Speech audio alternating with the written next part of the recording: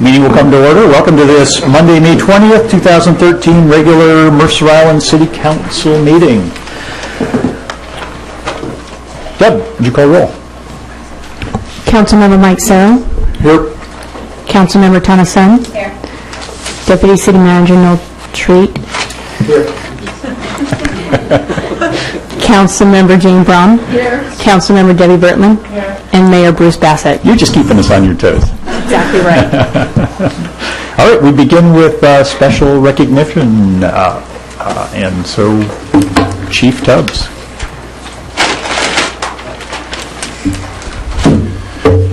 Thank you, Mayor Bassett, council members. For the record, Chris Tubbs, Fire Chief. I'm real excited about sharing this celebration with the council tonight. We're here to recognize Deputy Chief Steve Heitman's recent graduation from the National Fire Academy's Executive Fire Officer Program. You should have received in your packet tonight a one-page summary that gives you a little bit of background on the National Fire Academy and this program. If you didn't, I apologize. We did not. Okay. A little background on the Executive Fire Officer Program. It's an initiative of the U.S. Fire Administration and the National Fire Academy that started in 1979 under the Nixon administration as a result of a report called America's Burning. It's a 4-year postgraduate level program taught at the Academy in Emmitsburg, Maryland.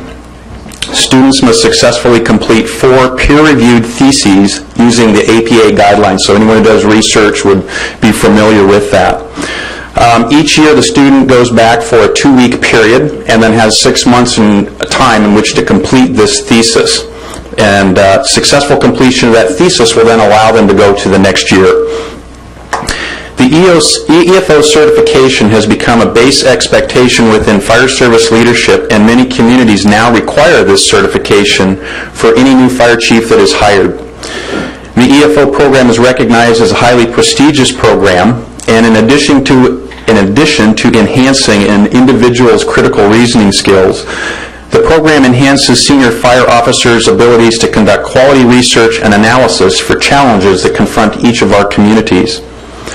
A byproduct of this program is a network of resources each student builds during this program. Steve now has a network of resources that spans our country that he can call upon to assist with any issue that confronts our community. In addition to his successful graduation from the EFO program, he has added to our nation's body of knowledge with regards to the protection of property and preservation of life through his applied research projects. Tonight it is my honor and privilege to share with Council a recognition of Chief Heitman's recent graduation from the Executive Fire Officer Program, and I'd ask the Council to please join me in congratulating Deputy Chief Heitman.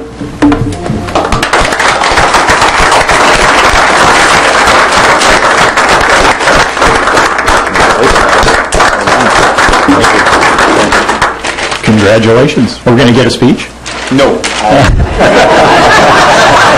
I know we're in a hurry tonight, so thank you. Nice way to slip out of that. Put it right back on us.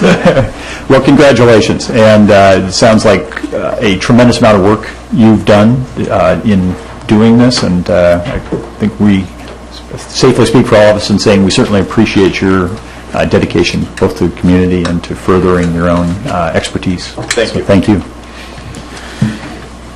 All right, Chris, all set? We move on to appearances. And before we begin appearances, if you didn't notice on the door as you came into the room, there is a draft code of conduct. So this is a first crack at trying to reduce the number of words I might have to say up here as we go into meetings and allow folks to read that at their leisure. I would encourage everyone who's here and others to have a look at that, and we'd welcome your input, feedback, as we try and figure out, council members, your input, feedback on whether that's the right code of conduct or whether we ought to do something else with it. So it's there. But for the purposes tonight, 3 minutes. Please begin by giving us your name and address, and be nice to us when you speak. We prefer and hold the applause, hold the comments. Sir, you can come on up, and anyone else who wishes to speak is welcome to queue up as well. So welcome. Hi, thank you. Dick Moeller, 4800 East Mercer Way. Last Tuesday morning, early in the between 9 and 9:30 in the morning, one of those massive double trailer trucks with a big tow bar between them, both trailers full of gravel, careened around the corner right above my house, careening into the hillside outside of the bicycle path, and tipped over and dumped the gravel all over the road. I don't know the particulars or the reason for the crash, but what I do know is if anybody had been on that bike path at that instant, a child walking a dog, a grandparent, a bicyclist, a jogger, there would have been an instant fatality as a result of that crash when that massive truck careened into the hillside and tipped over. I think the council ought to consider an ordinance banning these trucks on East Mercer Way, maybe West Mercer Way. I think they're too long to safely engineer the sharp curves on those roads. And all it is money. It would take another truck load to get the gravel back and forth. But my neighbors have seen those trucks at an excessive speed going both ways, empty and full, in both directions. And I think you should consider an ordinance, like I said, banning those lengthy, massive vehicles from those roadways, or you're going to have a fatality on your hands. Thank you. Okay, thank you. And by speaking about a transportation issue, you remind me, you're welcome to sit down, but we do have a public hearing happening later in the evening regarding transportation improvement plan. So if you wish to speak on that topic, you are welcome to do so at that time. If you prefer to speak now, you may, but that will be the time when we're actually talking about transportation issues. Anyone else for regular public comments? Steve, welcome. Thank you, Mayor. I'm Steve Marshall. I live at 8150 West Mercer Way, and I just wanted to say very briefly our thanks to State Senator Litzo for helping us get through the legislature an amendment and a proviso that provides for a complete environmental impact statement of all the impacts of tolling I-90 to the region's roads, and also all of the alternative funding mechanisms. It's looking more and more certain that the Federal Highway Administration cannot toll an interstate freeway to fund a state road that is underfunded. And if that's the case, we have to look at the alternatives to funding as well. And so special thanks go for Senator Litzo. Others were, of course, helpful in that, but he took the initiative and got that into legislation. Second comment I'd like to make is I came here in an extended range electric pickup truck. So in connection with your discussions about what to do about the future of transportation, this was part of the Future of Transportation Century 21 conference that we had in September. It's made by Via Motors, who is also represented by a fellow, Jeff Esfield, who lives on Mercer Island. Jeff wasn't here today, so he's off in New York helping to sell vehicles. So I've got the lucky assignment of bringing the vehicle down for you to kick the tires. You stole his truck while he was out of town. That's right. He left the keys in the key holder, the cup holder. All right. Anyone else? And yeah, Deb, if you can hit the 3-minute timer. Everybody's been great so far. Good evening. I'm John Gebhardt, 7360 81st Place Southeast. I'm here representing the Mercer Island Freemasons and here to speak in favor of the application for a license that we've submitted for this year's fireworks sale. This year, for the first time, the fireworks sale will be actually a partnership between the Masons, the VFW, and the Kiwanis, all Mercer Island organizations. 100% of the profits from this sale will go into the community. The Kiwanis ran this sale for decades, and last year invited us to participate in the sale. And this year, our name is on the application simply because they asked us to take over the management and administration. But it remains, Kiwanis is going to remain very active in this, and as I said, our objective is to be able to reinvest these funds into the community. I've been cautioned that some folks are of the opinion that fireworks should not be allowed on the island. And let me state for the record, I don't agree with that opinion, but I guess vive la difference. I think it's important to point out several things. We offer safe and sane fireworks, only safe and sane fireworks. And the other thing I want to point out is that our customers the overwhelming vast majority of our customers are adults. We are prohibited from selling, and we do not sell to anybody who's under 16 years of age. We require ID. But having been in the booth for many hours last summer, I can tell you that we had to card very, very infrequently, because mostly it's parents coming to put together a program for their families. Now, that's a big consideration. If we were not here to provide safe and sane fireworks, I believe the fireworks would still be obtained. They wouldn't be obtained under parental supervision, and they'd be obtained by other vendors who do not offer safe and sane fireworks. And to that end, I would suggest to you that prohibition did not work in the United States. I think there's a real serious risk that banning fireworks on July 4th won't work either. We'd much rather be on a safe and proactive stance and offer a product that will allow everybody to have a good time without hurting each other and damaging property. We take safety very, very seriously. We've already been in discussions with Chief Tubbs. We're going to be working with him to make sure that we've got adequate education and safety materials to distribute to our customers. And we'd like to look at other forms of communicating the importance of safe practices around fireworks. The last thing I'd point out is that the sponsoring organizations actually really need this funding pretty badly. If we don't have this funding, we don't have the means to be able to do any of the community activities that we do right now. You know, we've suffered, as so many other not-for-profits have, since 2008. Our investment funds don't yield anything near what they used to, and this is a very important element for us to be able to do the things we do here on the island. Thank you very much. Thank you.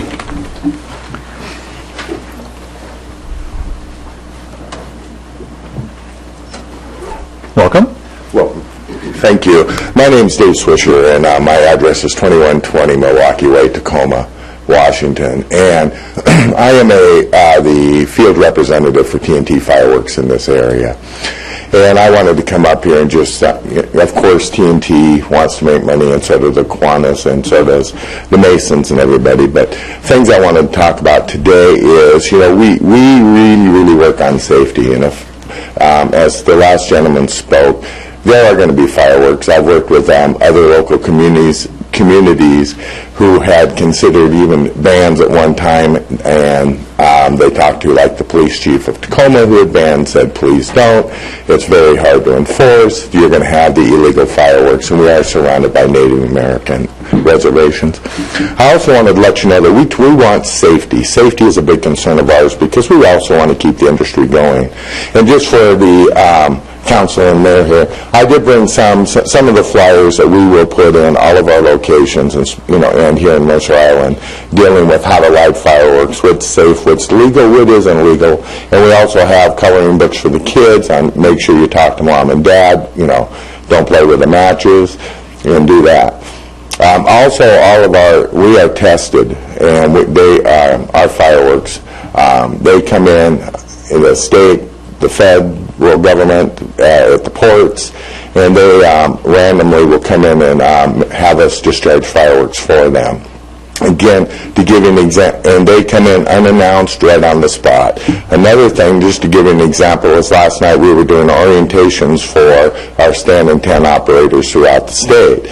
And one of my jobs was to, with a permit in the city of Fife, we let off some fireworks.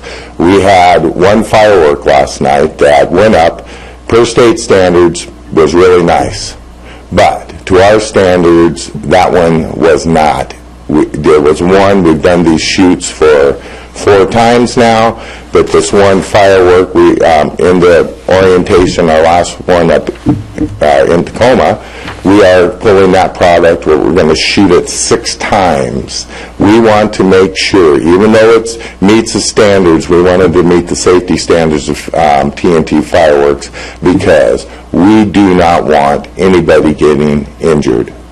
That's our main concern, is the safety. I'm in this area during the season. I will be by the fireworks stand probably at least 3 times. First thing I look for is dealing with cleanliness. We keep it clean. We keep it safe. No litter. And I also, if am available by phone to any council member, any the fire officials, if there is a problem, we will get it solved for you, and we will work it out, because, again, we really feel that, want them to have the opportunity to sell. Thank you. Okay, thank you. And I will leave these around if you would like to see them. That'd be great. You could give them to the clerk if you like. Good evening. Good evening. Jim Baker, Mercer Island, Kiwanis. Past president, current treasurer.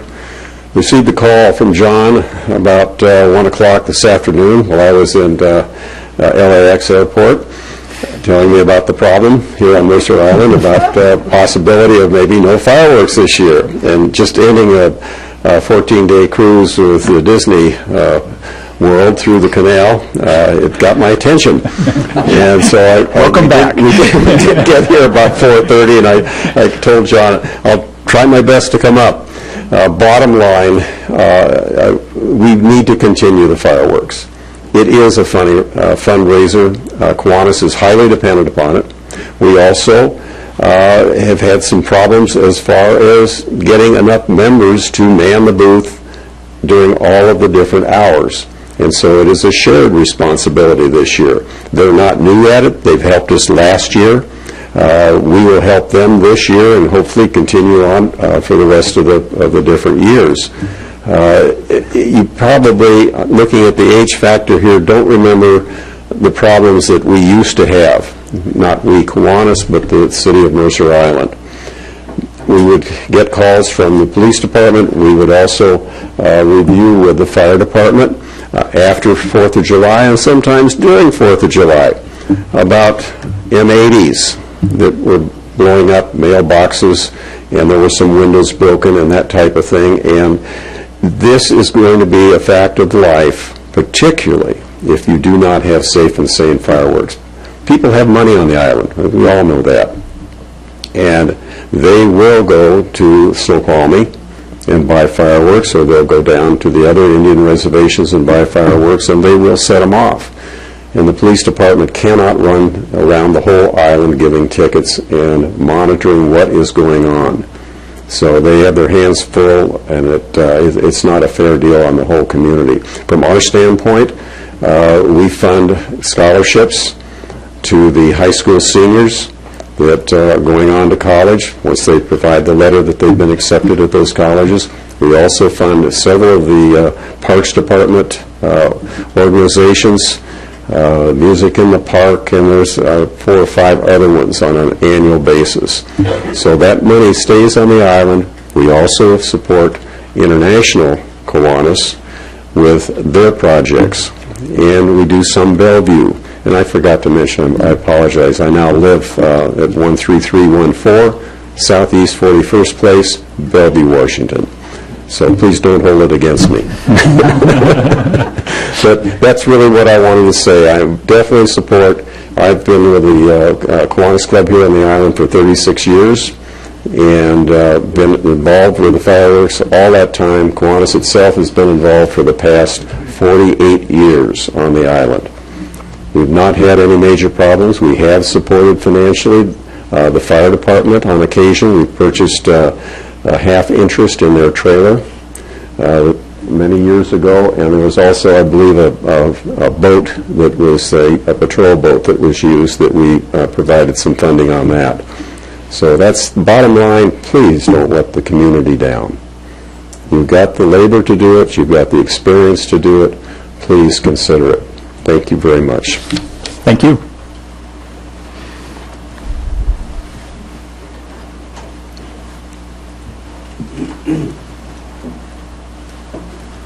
Good evening. My name is Frank Sorba, 8113 Southeast 74th Place. I'm here tonight representing the VFW. I'm the post commander, and I just want to mention that we were asked this year to join with the Masons and the Kiwanis to man the booth, and we're prepared to do that. And we have 84 members. I won't say all of them will participate, but we've got at least 20 that will. We look forward to helping make a safe 4th of July holiday, and also in participating in whatever profits and revenues come our way. I hope that you've all read that on April 25th I was very proud to receive on behalf of the VFW one of 4 John Spellman Awards awarded by Dow Constantine for the work we did in historic preservation and restoration of the VFW. we have more work to do, and the funds that we will realize from the sale of these fireworks will help us achieve that for the community. So thank you. Good. Thank you. Anyone else? Okay, with that, we close public appearances and move to minutes. Do we have a motion? I move that we approve the executive session and minutes of the executive session and regular meeting of May 6, 2013. Second. And these are minutes that have already been tweaked once, and so I would expect there's no further comment. So all in favor signify by saying aye. Aye. Opposed? Very well, that carries. We move to the consent calendar. Payables, payroll, and agenda bill 48. Mr. Mayor, I have a question on the APs, if you want to do that as regular business, or... One question? Multiple Just questions? one question, yeah. Why don't you go ahead and ask? Yeah, on set 1, page 14, there's a big expense there, $47,000 for the Left Health and Welfare Trust. Is that, can you recall, maybe Chris is here, she can elaborate on that, whether that's a one-time hit for Left 1, or whether that's a recipient of Left 1 having a big medical issue, or what have you? Chris Siegel, HR Director. I believe that's probably the monthly health insurance payment. We pay a monthly insurance charge to the trust that our fire employees are insured through. Oh, okay. I haven't recognized that for many years. Okay, that's all I have, Mr. Mayor. I move that we approve the accounts payable for 5/9/13, payroll for 5/17/13, and AB 4842, 2012 Residential Street Overlays Project closeout. All in favor signify by saying aye. Aye. Opposed? Motion carries. Clint, thank you for your work on the roads, and I'm sure you're just fine with not having to get up and talk about it. So, but thank you. Okay, we move to Agenda Bill 4843, Mercer Island Community and Event Center Solar Array Installation Project Budget Adjustment. Welcome, Kirsten. All right, thank you. I'm Kirsten Taylor, Administrative Services Manager, and I'm the project manager for this solar array project. As you will remember, the city undertook a Green Power Challenge in 2012. The reward from Puget Sound Energy was, for our first goal, a $25,000 grant for a solar array, a community solar array, and we also got an additional $5,000 for meeting the stretch goal. In addition to that, we have a community group who wanted to grow this project, and they've raised some funds as well. I'm going to keep my presentation very short because this agenda bill is very short, but I would like to introduce the group that did the fundraising so that they can be recognized here. So if you all want to come down, the TIMI group, Transition Initiatives Mercer Island, undertook this fundraising effort to get donations for our solar array. So come forward. So we had, the group consisted of Kim Kendall, George Whitman, Susan Madison, Wendy Waker, and Cecilia Finnegan, and they are responsible for raising over $5,000. Oh, it's the check. It's the check. One word to say, and that is you can still give money. We will take donations. We would love to even grow it more than we have. So anything you can do is greatly appreciated. All right. And it's been great working with everybody. Good. Great team. All right. Yeah. Thank you very much.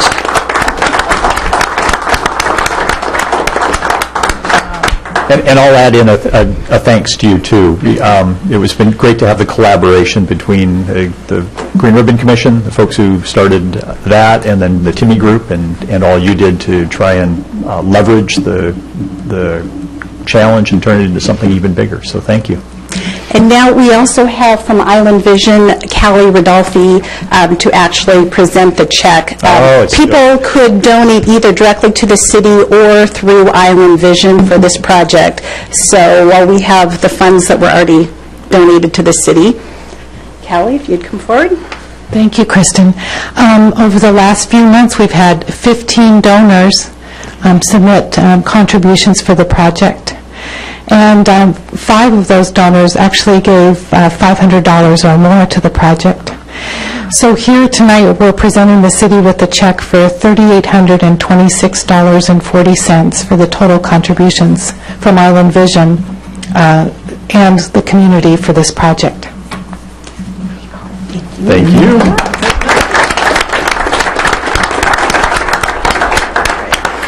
So, just as a point of order, we have not come to the council to ask for the appropriation of funds because we did not have the funds before. So it's a little bit just, this is the form we need to take to do this. I know council has already been aware of this project and has seen it come forward several times. I would be happy to answer any questions you have about the project or the funding. We are anticipating getting the solar array installed. We're hoping by the end of June into summer to have it installed.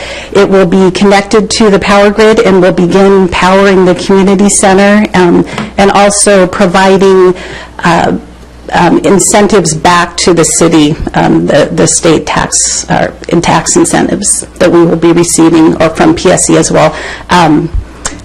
With all of the power, the energy that is generated, we get some renewable funds coming back to the city.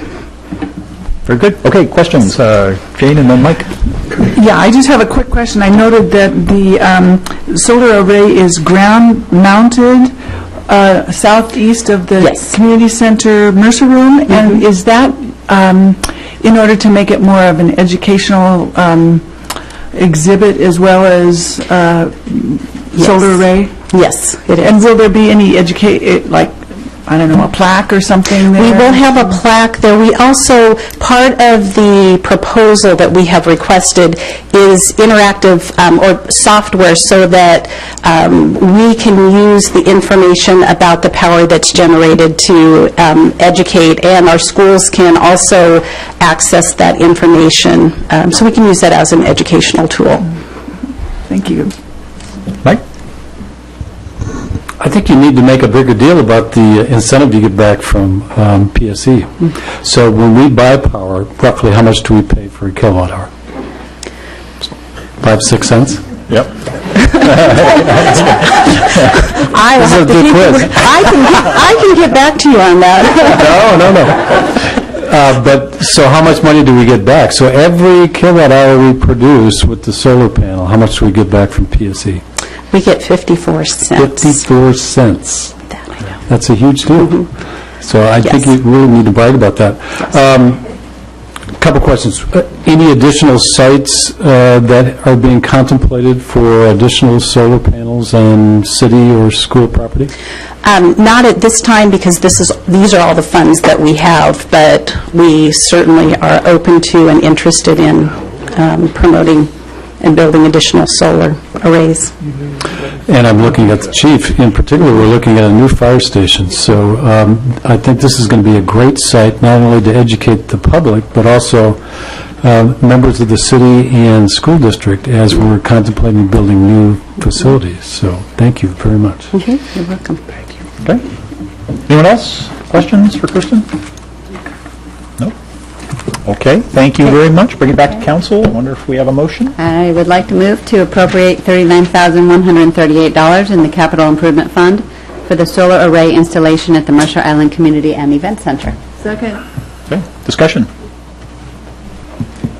All in favor signify by saying, Mike, did you? Oh, no. Okay. All in favor signify by saying aye. Aye. Opposed? Motion carries. Thank you. Thank you, Kirsten. And thank you, community members. That was great.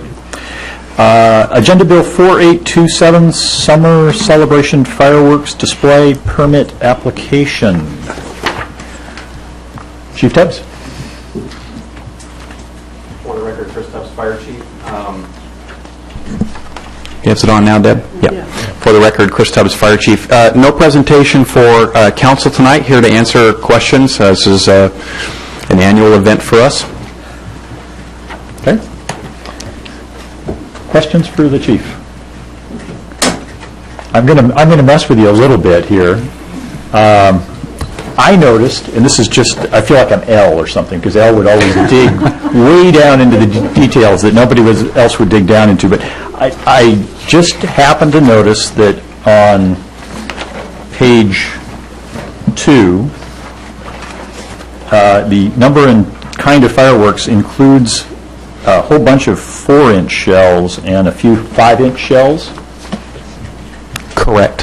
And then I was over on the Homeland Security page, item 10. Don't ask questions you don't want answers to. Where it says, maximum shell size, 4 inches. I don't have a page 10. Oh, well, okay. Oh, I'm sorry. Sorry, it's page 7. Page 7. Yeah, item 10. You took on page 7.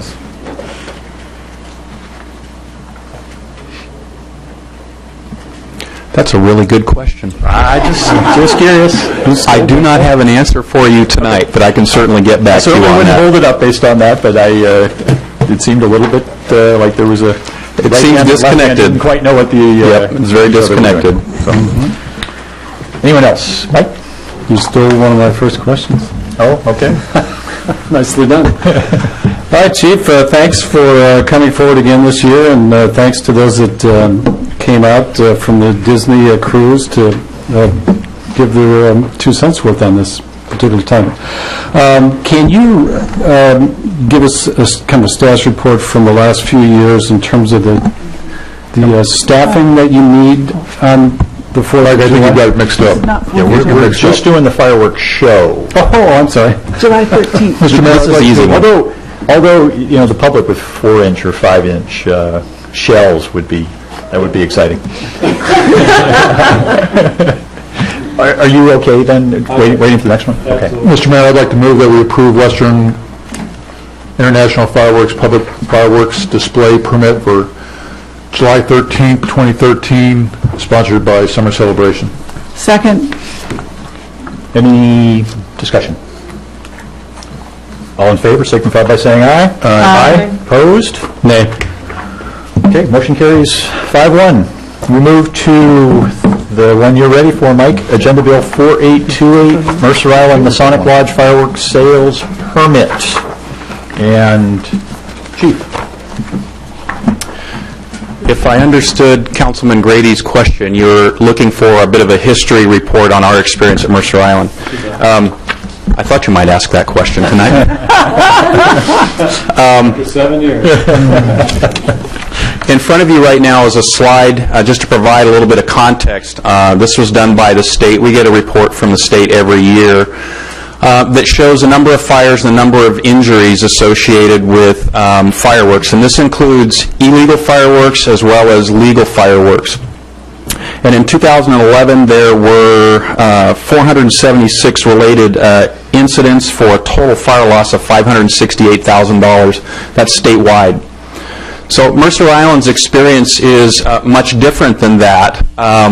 We tend to have historically very low incidents related to fireworks, as you can tell, since 2009, and is actually even far back beyond that, as far as I can recall. We've not had any injuries associated with the discharge of fireworks. With fires that you see in 2009, that there were 5 events that we noted that year. Those were all minor. I remember Councilman Grady speaking about those particular incidents that year. Since that time, we really haven't had anything, no significant call volume, and even the one in 2010 was a very, very minor incident. We don't upstaff on July 4th. That may be a little counterintuitive, but our history has shown us that the risk seems very low. As you heard from a couple of the public speakers tonight, people on Mercer Island seem to be very, very responsible about the discharge of consumer-based fireworks. At least that's what we sort of conclude from the evidence. But this is what our data is to date.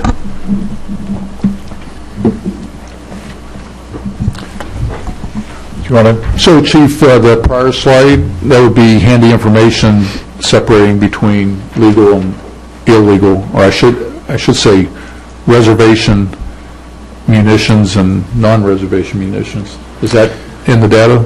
It's not in this particular chart, and I don't believe the state actually pulls that information out that way. Sometimes it's very difficult to classify whether an incident is from a legal firework or an illegal firework. As a matter of fact, there's based on some of the information the state has, there's a very high percentage that are unclassified that they don't know because there's a lack of evidence.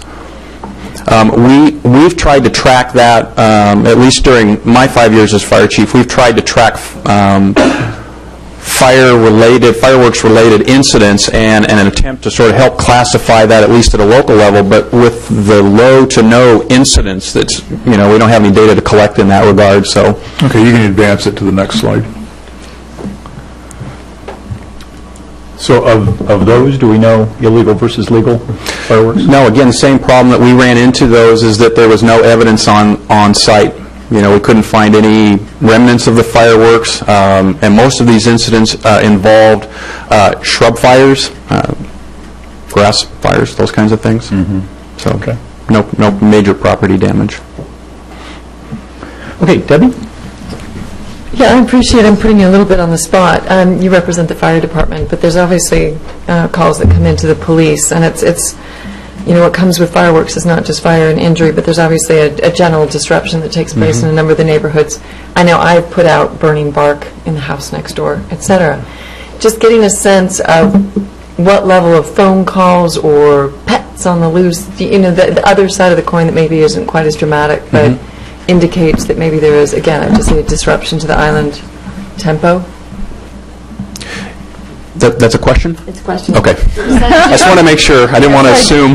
Do you have a sense of what's going on, perhaps, from a perspective? Or in my conversations with Chief Holmes, and we talk about this pretty regularly, the biggest complaint that the police department gets are the noise complaints. But they don't track that data. We don't know how many of those that they respond to. We don't know what they do to mitigate them. We don't know what they find when they get on scene. Those are handled by the individual officers. So we don't really have a lot of conclusion to draw from that data. Other questions? I noticed you had other slides there. We perhaps sort of hijacked your presentation by starting right at a question. Did you have other? They're there just in case the conversation goes that way. Okay. I'm happy to share them with you if you. Will they? What way is the trump cards, yes. This one is just a summary of the statewide data. Legal fireworks, and this gets to Councilman Cyril's question a little bit.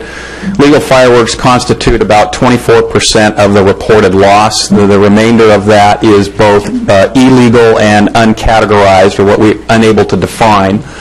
Interestingly, wildland is where we see the greatest amount of property damage, and that would be open fields, that kind of thing. This is not one of those things that seems illogical. Young males are most likely to be injured, I speak from experience, and a lack of supervision is a significant factor. And as you heard again earlier tonight, I think one of the things that's unique about our community is the sense of community and the sense of interaction with family members and neighborhoods. I'd like to think that that may be one of the reasons that Mercer Island enjoys a very low injury and loss record, is because people are very responsible about an activity that potentially is very risky. Illegal fireworks are the leading cause of injury for fireworks-related injuries, so it's not the safe and sane or the consumer-based fireworks that lead the injuries that are reported. And this wouldn't be a surprise either. The leading devices that cause injury are primarily around the explosive categories. So your M80s, your 100s, your mortars, and bottle rockets and things like that. Okay. I'd like to move that we approve the Mercer Island Masonic Club's permit application to allow the retail sale of consumer fireworks in conjunction with Independence Day 2013. Second. Discussion. Mike? I have a number of questions, so I'll add those in with my comments. Go ahead. Thank you. Yeah. Sorry, I thought I was trying to capture that. But. Chief, by your very statement, you admit that this is a risky activity. So instead of focusing on whether or not I'm for or we are for or against fireworks, let's focus back where I've typically gone. in raising money for community events? Because what we heard tonight was the need to raise, we really need this money so we can invest it in our community. I'm all for that. I'm all for raising money for the community, particularly if it gets invested here. Can you give me some feel for how much the Freemasons are going to raise and how much the Kiwanis and the VFW are going to raise with this activity, if you were to permit it? I would have to let them answer that question. I don't know the amount that they raise each year. My sense from the past is it's about $16,000 to $17,000 a year. Is that? That's. Sometimes it's a little more. Okay, so maybe looking at $20,000 total. Okay. And in the past, it's been expressed that this money was used to fund kids' activities on the island. Is that your understanding? What I heard, some of the activities that they fund include summer celebration, Boys and Girls Club, yeah. High school scholarships. Okay. All right, interesting. Can you tell me what local cities that are neighbors to us allow the discharge of fireworks? I haven't have a slide on that. I knew you would. You asked the magic question. We'll get to all of them. Could see that one coming. This is a map that we produced for you back in 2005 internally here in the city, and I put some notes down at the bottom to sort of say, well, where are things at as of today? There's been a couple of changes. One is that I don't know why in the original map it showed Bothell as having banned fireworks. They actually restrict them like the city of Mercer Island does. They're not banned. So that piece of information was incorrect. But Carnation, Des Moines, and Sammamish and SeaTac have since been added to the communities that have chosen to ban the discharge of all fireworks. And Chief, can you speak to why they decided to do that? I cannot. Could you ponder a guess, being the chief of fire and public safety? I would imagine that a policy-level decision was made by the council that they felt the risk outweighed the benefit. Now, you stated a number of injuries, et cetera, and noise complaints, but it's my understanding that the reason the data is so low is at the end of the day it's hard to catch the culprits. Well, part of the data that is reported on isn't so much who caused, but what caused. So we look for what was the cause of ignition, where was the cause of ignition, where was it located, and how much damage did it occur. The fact who started it, that's more in the law enforcement court if they choose to proceed in some sort of criminal action. Our responsibility and our role is to try and collect the data around helping to identify what caused the fire and how to prevent it in the future. After the 4th, can you guesstimate how much time staff, either at fire or even in some of the other city departments, has to spend to clean up after many a discharge of fireworks in the neighborhoods, in our parks, in our schools? I'm not aware that city staff is involved in that. Again, I can't speak for the other departments. Perhaps I saw Bruce here earlier tonight. He might be able to speak for Parks and Rec. The fire department, we're not involved in that activity. I don't believe the police department is as well. Okay. All right. Speak of the devil. Yeah. Bruce Fletcher, Director of Parks and Recreation. Hello. We do not allow fireworks in the parks, so they are not allowed. We've not had a huge number of illegal fire in the parks. You know, obviously some kids will get something here and there, but I don't have the numbers with me. But in my 3.5 years here, the 3 times, the reports come back pretty much nil. So it's not huge, but it's not nil? Not on the park side. It's very small. Okay. How about in the schools? Because we have many a park abutting the schools. Yeah, haven't had any reports on that either. And of course, we don't want fireworks on our synthetic fields because they'll melt. And we've not had any communication from the school district in regards to that over the years. No complaints for them about the discharge of those fireworks, and were there things that either the fire department or police department could do to assist with controlling that? Okay. Thank you for answering my questions. And now some comments. Once again, I'm just befuddled as to why we have community groups and organizations like the VFW, Kiwanis and Freemasons. I mean, I'm as patriotic as the next guy. I served in the military, flew some multi-million-dollar aircraft. But it just boggles my mind, folks, that these organizations, in order to raise money, are selling dangerous things to our kids. And yeah, you don't have to be, a little kid to buy them. Your parents can buy them, and then you go home, and then they blow them up. And guess what? Every July 5th, I'm out there cleaning up fireworks in my yard because people are shooting them all over the place, and they land on my roof.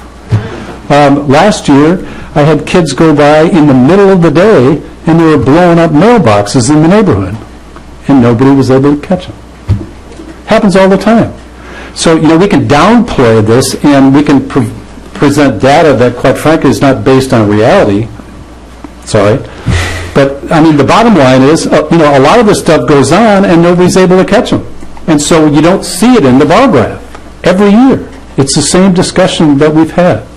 And there's a reason why our surrounding neighboring cities and communities are banning fireworks. And it's not just because it's an easy policy decision, it's a public safety issue. Our job is public safety, number one. We talked about guns a couple of weekends ago, and now we're talking about giving fireworks to kids, as if somehow that's okay. And we're going to give them coloring books to what? To portray that blowing up things is okay? Does it also include shooting guns? I'm sorry. You talk about drug use and all the other problems in communities. If we don't ban fireworks and we allow the, quote, safe discharge of fireworks, to me that's a gateway explosive for kids that are older to go through the neighborhoods with M80s and blow up mailboxes. And it's going to happen every year, and we're all going to downplay it and pretend like it's okay, and then some kid's going to blow his hand off, and then we're going to go, Jesus, how did that happen? Every year I use the same analogy. So to me, this is like having a wine tasting for Alcoholics Anonymous. For crying out loud. $20,000, I could host a breakfast and raise twice that in one day. So it's not about raising money for community events. For crying out loud, the Rotary, sponsors an event that's healthy for everybody that participates. It's a wonderful activity. Can't the VFW and the Kiwanis and the Freemasons pick an activity that's healthy for kids? Please. Don't insult my intelligence. Don't insult kids' intelligence. They're smarter than that. We can do much better. Thank you. Thank you. And forgive me, we're kind of jumbled up here on questions versus comments at this point, and Mike captures that. We're going to just continue jumbled, I think, for the moment. So, Tana, are you on questions or are you on comments? I have a couple of jumbles. Okay, and I have a couple questions too. So we're going to just continue to jumble. Okay. Do you know at the booth if there are handouts that have the guidelines such as only on July 4th, 11 to 11, and no fireworks in the parks that go with every sale? Yes. Okay, fabulous. Thank you. And do we know who buys them, if it's Mercer Island people or people off island that come? Do you have any sense of if they're taking them out of the community? We don't have that information, but the clubs might. We really don't. Okay. I recognize a lot of the people, but I don't know everybody who lives here. And can you come up to the microphone if you're going to make comments, just so that we have it for the record? Thanks. Okay. Thomas, you're set? I'll comment. Okay, yeah, we'll come back to comments. Mike, do you have questions? Okay. I have a question, and I'm hoping someone with the financial wherewithal of the groups can help me with it. So I'm not sure who the best person is, but the question is this. We've heard that, or at least maybe I'd heard in advance, that all of the profits from the sales flow back into the community, but we also heard that these sales are essential to the clubs from a standpoint of keeping themselves going. So what I'm looking for is some more clarity as to where the dollars are. I mean, of course, you you have your cost of goods as your first piece of this, but I'm curious where if somebody could help break down where the rest of the cash flows, up here if you could, either way. So, speaking for the Freemasons, and actually, I'll start, but last year's sale, and I don't have the data at my fingertips, in round numbers, grossed about $55,000 after subtracting the cost of the goods and other operating costs like, the fire extinguishers that we had and other out-of-pockets to make the sale happen. The total sale netted the two organizations around $17,000. The Masons' share of that was $5,000. The Masons have been operating at a growing deficit for about the last 12 years. Last year, we lost a total of about $7,000.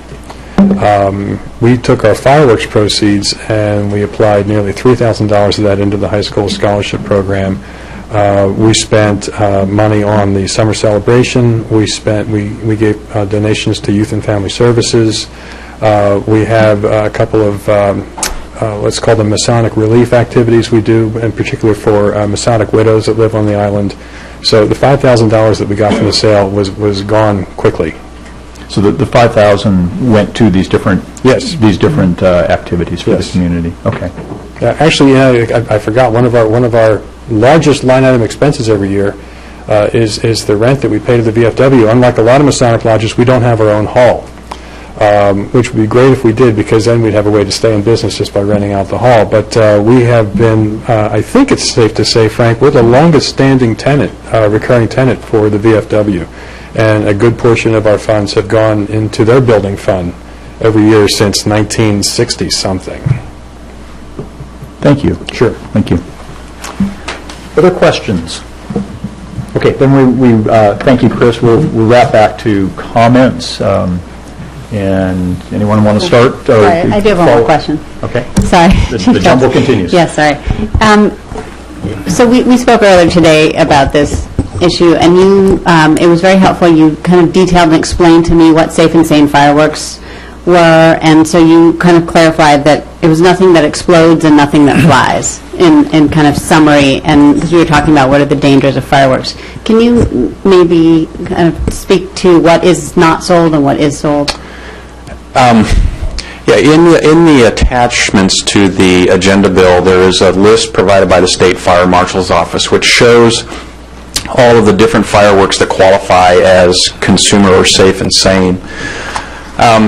Some of the fireworks that would be on the illegal list would include things like the M80s and the M100s, very powerful sort of firecrackers or explosives. Mortars, bottle rockets, those kinds of things. What the state has tried to do as far as how they have limited what fireworks they consider to be consumer-based is limiting those devices to the amount of explosive material and how much damage can they do, how far can they travel in the air. They're trying to minimize the risk of things like Councilman Grady's experience where, he's had bottle rockets, I believe, on the roof and M80s or those kinds of devices in mailboxes. So, but the list is really the best description of what's allowed and what's not. Okay. Thank you. Okay, comments, discussion. Thank you, Mr. Mayor. Well, Councilmember Gray, I'm not going to agree with you on this one, and that probably shouldn't come as a surprise. Everything can be dangerous if not handled properly, and I think that's a situation that we may have here, or a concern here. Beyond the money issue, this temporary facility where we get fireworks, legal fireworks, it provides a service for me and my family. It provides a service for the families on the island who want to celebrate the 4th of July, as 4th of July has been celebrated for many, many years. It has nothing to do with patriotism or anything. It's just one of those, annual tempos that we have in America. And rest assured, if we didn't have this service provided to the island once a year, rest assured that people like myself and many people on the island would go to the reservations. Guarantee it. They would go to the reservation. And although the curiosity would get the best of me. And I'd say, well, what does that big thing do over there? And I would probably end up with one of those big things over there. And inevitably, you will have more accidents. Your unintended consequence is a classic example, I anticipate, if we were not to approve this. The unintended consequence of not approving this temporary fireworks selling, providing the service to the community, would be that many more would go out to reservations to continue the tradition and give their family the experience of ringing in the 4th of July with very dangerous fireworks. And for that reason, I certainly support this. Okay, who else? I'd like to speak. Okay.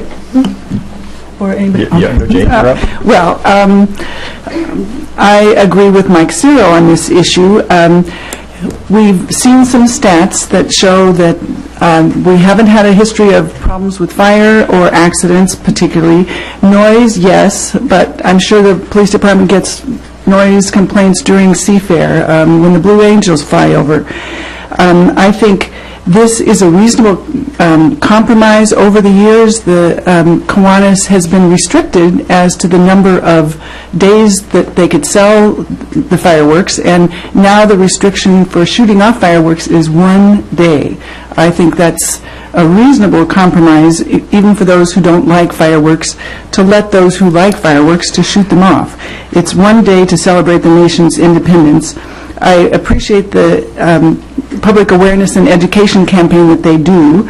And I think it's very difficult to enforce. What we would end up doing if we ban fireworks, the sale of fireworks and shooting off fireworks on the island, we'd have it happen anyway, and we'd be turning a lot of fine, upstanding citizens into lawbreakers. And I think that this 1 day is a very good idea, and I like the fact that the 3 service organizations have band together to continue this long-standing tradition that benefits the community. Mike, you want to go, and then Debbie? Go ahead. You're first. Well, that's an interesting analogy that I've yet to hear, equating the Blue Angels noise with the noise from the fireworks. Being a pilot from the military, you can imagine that got my attention. Once again, this is about raising money for kids' activities. And there's a reason the Rotary does the half marathon. There's a reason cancer organizations have various fundraisers throughout the region where you run. You do it. We have a triathlon at the end of the island. Why don't you team up with the triathlon in September and use that as a fundraising activity? No one is doing that now. And I participate in that every year, and there are 300 plus people that do, including young kids. If you want to raise money for kids, you've got to equate healthy choices to what the kids are doing both in grade school, middle school, and high school, and not tie it to explosives. And bless the chief, he's trying to be diplomatic, but at the end of the day, words come out like explosives. We have to have various safety mechanisms around where you're selling it, because what happens if they start on fire? We don't have those problems at the triathlon. We don't have those problems when we do the half marathon because they're healthy choices. And again, our job as a council is to look at what's number one. And my former colleague would say it all the time. Our job is public safety, number one. Period. We don't need to throw a kegger so that people can blow up things in our neighborhood. And in my mind, that's kind of what we're doing. We're providing the gateway explosive so that it's okay to shoot up a bunch of fireworks on the 4th of July. And we're calling it safe and sane. And it reminds me of the discussions we have about gun control, for crying out loud, or drugs. We have public displays where we're shooting up fireworks in the sky, and there's a reason why we do them on a barge in the middle of the lake, so that they're far away from people, and particularly kids. We should do the same thing with Mercer Island, for crying out loud. It shouldn't be a haven for people to come here and shoot off fireworks. Virtually all of our neighboring communities have banned the use of fireworks for a reason. Because what eventually happens? Some poor kid burns himself, or a house burns down, or somebody blows their hand off, and then it comes in front of the council, and then we all go, gosh darn, how did that happen? Come on, do the homework. Do the homework and figure out why all of these jurisdictions have banned fireworks, and stop trying to, downplay it with, as Mark Twain said, you can do just about anything you want with statistics. As you peel back the onion layers here, you're going to find out there's a lot more that goes on in our parks, in our schools, and in our neighborhoods. And I ask all of you, at the end of the evening on July 4th, go around the neighborhoods and look at all of the junk that's sitting in public right-of-way that somebody's got to clean up, and that somebody is typically not the person that blew off the firework. It's somebody like you and me that's responsible. Please, don't come in front of the council and plead about how your organization needs more money, and then ask us to give you a get-out-of-jail-free card to sell something that eventually is going to hurt somebody, and particularly is going to hurt a kid that lives on this island. Be more creative than that. There are many, many ways you can raise a heck of a lot more money than what you're raising selling this stuff. And you know that, and I know that. And every year, we have the same discussion, and every year I volunteer to sit down with you and help you do that. I'm giving you that same offer once again, and I guarantee there are many in the community that would do the same thing. So as you leave tonight, think, okay, is this really a smart decision that we're making, or are we just getting by again? And we had to listen to Grady pontificate one more time about the dangers of fireworks, and we hope he goes away, and we just pray that no kid blows their hand off this year so that it doesn't end up on the front pages. That's a risk that I am never willing to take, nor should you. Debbie. That's a hard one to follow, I have to confess. I am going to encourage the groups to listen to Councilmember Grady's words, and that is, I do think that there are more constructive alternatives to fireworks. At this point, I am looking, though, more from a pragmatic perspective than perhaps a personal set of preferences in terms of where I'm going at this point. And I think of it in terms of the immediacy of the funding issues that you're facing. I think about what I would agree is a certain amount of logic in terms of purchasing locally versus purchasing with less control, not locally. And then, of course, at the end of the day, yes, there's a lack of statistics. I, too, have some questions in terms of whether or not they truly represent the entirety of the situation. What I would ask the fire chief to consider is some sort of repeat or modern repeat of the survey that seems to have taken place as long ago as 1994. Because I believe that's when island citizens were surveyed, and there was a 55% vote to ban them. I think I would like to understand where the community's sentiments lie at this point. So with that, again, I do encourage you to start looking at alternatives to the fireworks. At this point, I do understand the immediacy of your issues, particularly for this year. And I will look forward to this conversation, hopefully taking a different direction next year. Mike, did you have another comment? Or I wasn't sure what the hand meant. I'm not sure what you're asking. Are you asking the chief to do a survey? I mean, I'm sure that's going to take more than an hour. Yeah, for next year. Let's talk about how we can do it. I don't know what was involved in the survey from 1994. Clearly, we have new technologies at our fingertips. But I would also like to know where the community sentiment stands on this. Clearly, we don't have up-to-date information. I think it's more of a, it would be nice to know, and we'll consider pushing that with council later, but we're not making an ask right now. All right, my turn. Mike, I love your passion and I love your consistency on this one. I know one of the things I can count on come this time of year is a passionate statement from you on this issue, and so thank you for that. For me, I am a little bit discomforted by the sense that the fireworks become the essential piece for keeping these groups going. I would hate to see that as a crutch that is necessary for them, and I would love to see alternatives. To the idea, I think there really are two things, and Jane, I think, pointed this out. There's the selling of fireworks, and there's the allowing of shooting off of fireworks. Two separate issues, really.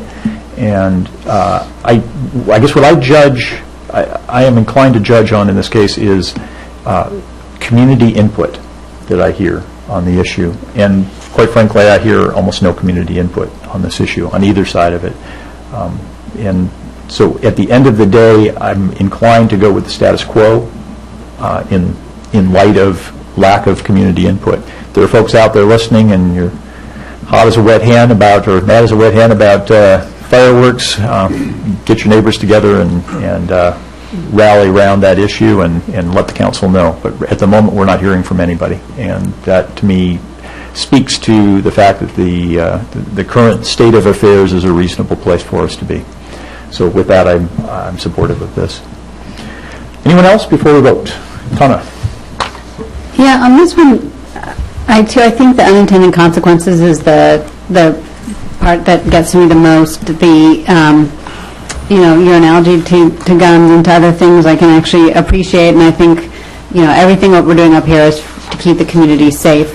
I also know that in my neighborhood, all over the place, there are tons of fireworks, and so I don't think it's just because it's handy and easy to get to. I do think people will go off island to other places, and like Mike's admitted, lack of self-control, I think people will buy the larger, flashier fireworks, and that does concern me. So I would say that reluctantly, I'm not up for a ban.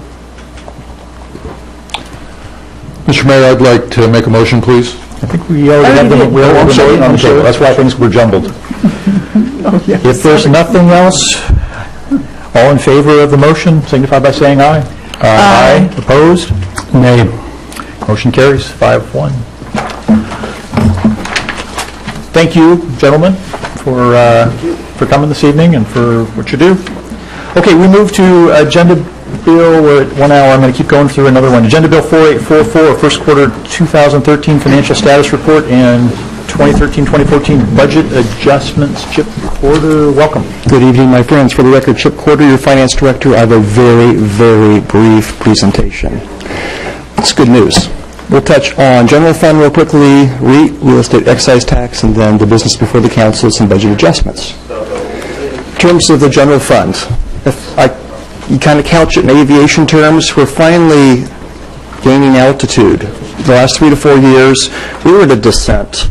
I would say last year we kind of held our own, but we're actually gaining altitude, and I'll show you how in the next few slides. Big picture for the general fund total revenues to the first quarter of the year, it's only 17.2% of budget. Now, I use that comparison. I always like to compare actuals relative to the financial plan. Previously, it used to be 25% was our target. It's changed. When you look at actual revenues, it's down 38.1%, or almost $6 million. Do not freak. It's okay. It's purely an accounting change. Property tax revenues, we were encouraged by the State Auditor's Office to change how we recognize property tax revenues. Before, we used to receipt them in a given month and accrue them back to the prior month. They told us to recognize the revenue when it's received. So it's just an accounting change. When you look at receipts through April, we're all good. Okay, so purely timing. Expenditures through the first quarter of the year, we're at 24.5% of budget. Again, right where I expect to be. Good news. When we look at 3 prominent revenues, utility taxes, that's 17% of your total general fund budget, up almost 11%, $106,000. Why? That ties back to the utility tax that's in place in the water, sewer, and stormwater utilities, that 3.9% rate. Sales tax, focus on this, 12% of total, up almost 12%. Why? Construction, the construction sector is up hugely, over 30%. Okay? That's a very big indicator, and I'll tie it back into the next bullet point here in just a second. Also, retail, wholesale trade, another big sector, up 9.5%. I haven't seen that kind of growth in quite some time. Licenses, permits, zoning fees, 8% of the total, up 33%. Huge. Why? Single-family residential permits, that's the barometer I focus on, that's up 36.4%. You talk to our DSG staff, you'll find out they are really, really busy. Yet before you, a staffing adjustment request we'll talk about in just a moment. Total valuation, another indicator for all building permits, single-family, commercial, multifamily, up 81.4%. Good news. REIT, more good news. Haven't seen this in a long time. Up almost 88% comparing first quarter this year to first quarter of last year. What drives REIT? Number of sales, average sales price. Number of sales up 44%. Okay? Number of sales for the first quarter of the year, 101 versus 70 in 2012. That is the primary driver of REIT. Average sales price, haven't seen this in a while, up 23.5%. It's gone from $786,000 in the first quarter of 12 to $971,000 in 13. Great news. I'm going to be conservative. I'm not going to adjust the 2013-2014 REIT forecast just yet. I want 3 more months under my belt. So I'll be back to you in September with the second quarter financial status report. If things are still looking as rosy as they do now, we'll be adjusting that forecast. But don't get too excited, because a large chunk, half of the REIT revenue, goes to the street fund, right? Well, the street fund's projected to go negative, not too many years from now, just a few years. We need that. We need to gather that cash and save it to help fund capital projects in not only the street fund, but also the capital improvement fund. But this is good news. Next are the budget adjustments. They're Exhibit 3, page 18 in your agenda bill. Okay, there are 4. These are new requests. You've not seen these before. So the first one is good news, is in the general fund. It relates to parks. It's a private donation of $5,114 to help improve. It's dedicated to the Flurry Trail, the maintenance of that, above its normal service level. And so we just recognize that those donations from private citizens and spend it to that very end. DSG. There's a memo attached from Scott Greenberg. He's here, as well as Kirsten Taylor, to address any questions you have. The staffing request is a temporary assistant planner, an on-call plan reviewer, and an on-call inspector. This is contracted plans review, contracted inspection. And the good news is we were experiencing higher than originally projected during the budget process of last year development activity. If you may recall, in the blur of the budget process, I gave you a heads up this might happen. We tried to be cautiously optimistic, and it turns out we were definitely cautious, because things, as you just saw on construction sales tax and on permits, they really are moving, and we're quite busy. This is a very, very, very modest staffing adjustment, and they're here to answer any questions you have regarding that. I'll circle back to that in just a second. We just finish off the remaining adjustments. Street fund, remember we had an emergency slide repair at 7200 West Mercer Way, about $30,000. We've already spent the money. Let's just adjusting the budget to reflect that spending of cash for that emergency repair in the street fund. And finally, I've given the council several heads up regarding this. SPU, they had a faulty master meter for about a 2-year period, and we kept telling them, you got a problem with your meter, it's not measuring the amount of water correctly. Finally, they fixed it in July of 2011, and we have negotiated what we believe is a very fair settlement to the city in the amount of almost $317,000. We want to use the First Hill property sale proceeds, as I've mentioned to the council previously, to help cover that obligation on our part. Okay? Questions from the council on any part of the report? Tom, then Mike? So the $316,000, is that the total unbilled water extra that we use came through to us? It's an estimation. Fancy was heavily involved in working on that analytically and driving the amount down. I asked specifically because at the utility meeting, some of the utility board members were eager to spend some of that surplus from the First Hill property, and I was pretty sure that had been attributed to this. And is this the full excess of the sale proceeds? Or is there No. somewhat? There's still quite a bit left over beyond that, which, as I mentioned to the utility board and to the council, we want to use for, it helps you keep your rate lower, because it's all used for water utility capital projects, really, Okay. in addition to this. And then, sorry, again, the 30,000 came from the... Oh, just the fund balance in the street fund, we actually had excess REIT from last year over and above what we had projected. So that's unbudgeted, unappropriated. We're now going to appropriate it and recognize it and use that cash to fund that expenditure. And was that repair complete, or is it still ongoing? Like 99.9% complete, as I recall, looking right. Okay. Yes. Thank you. Mike? And then Debbie? Hey, Chip, if somebody sells a piece of artwork worth about $100 million, how much money does the city get? We get slightly less than 1%. Okay, good. Thank you. Go ahead, Debbie, then Jim. Hard to follow that one. So question regarding the DSG temporary assistant planner, et cetera, for $200,000. So that $200,000 has to be forecast against some assumed incremental fees that will be coming in through 14. And you said that you want to be cautious and not throw out what you think that number might be based on our current rates or the progress or the elevation that we're gaining, so to speak. But I'd still like to get some ballpark figure. I think it's $157,000 for this first quarter. Well, make sure I understand correctly. We're projecting an additional increment of $300,000, correct? And for the balance of this year and into next year, and we want to spend $200 of that. Now, keep in mind, this is not general purpose revenue. You just can't use it to fund police. It's dedicated for development services. So it's specifically tied to the $300,000. Yeah. And we believe that is a conservative estimate as well. Okay, great, thanks. Jane?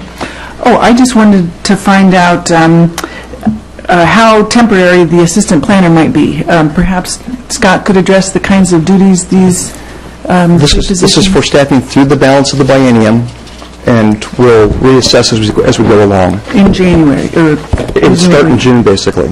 Okay. This is the intent, that's what the funding is pegged to. But would there be milestones? This year. June of this year through the end of 2014.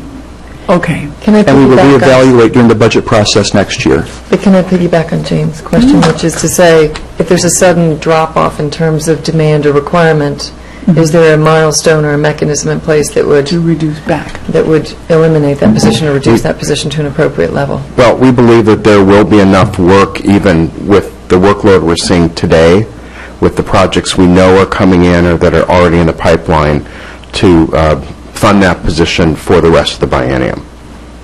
So this doesn't even include any unexpected bump we might get even next year. So it's quite a lot of development that's going to be occurring. And if I understood correctly, you have some foresight into this because you have pre-meetings that go on, or preliminary meetings that go on to allow people to tee up their projects, and so you foresee application or the permits coming in, requests for permits coming in as a result of that. Is that Right, correct? pre-application meetings. Yeah. That's one source. I've always used that as a sort of the best predictor we have of projects that haven't been applied for yet. And we're up at about 67 of those already this year. And if you just look at the trend, we could have over 200 of them, or around 200. I think that might be a little bit too high. But I think certainly by the end of this year, we will set a record in terms of our pre-applications that we've handled in the past 10 years. I just want to make sure Debbie's... Thank you. I just wanted to make sure Debbie's question gets answered. And Chip, maybe you know the answer to this best. As to temporary employees, or maybe any employees, if we see a dramatic decline in revenues, I mean, we could undertake layoffs at any point in time if we had to do that. I mean, isn't that Yes. the case? So that's the answer to your question, which is if something dramatically changed, we wouldn't be locked in. It's a good management practice to address it. Okay. Mike? Although I'll suggest that once we hire, temporaries turn into permanent. That's just the nature of the beast. So I have a question. Why, I mean, we're all familiar on the council with the Fleury Trail. We're very familiar with the West Mercer Way. We're very, very familiar with the SPU, and kind of look at that as a true budget adjustment that we're all aware of. I'm uncomfortable on why this DSG request is piggybacked on this as a budget adjustment. Yeah, To me, it should be a standalone issue, which I have a lot of questions with, but because it's part of the first quarter budget adjustment, you know, what do? Vote against the, or what do we do? Vote against the whole budget because of this thing? It's not right. It's a fair question. My apologies. We do not do it this way. And visiting with Rich and with Noel and looking how busy your planning schedule is, it was decided that this was the best option, was to fold it into We've been this. doing milk runs on, city council meetings have been milk runs for the last 2 meetings.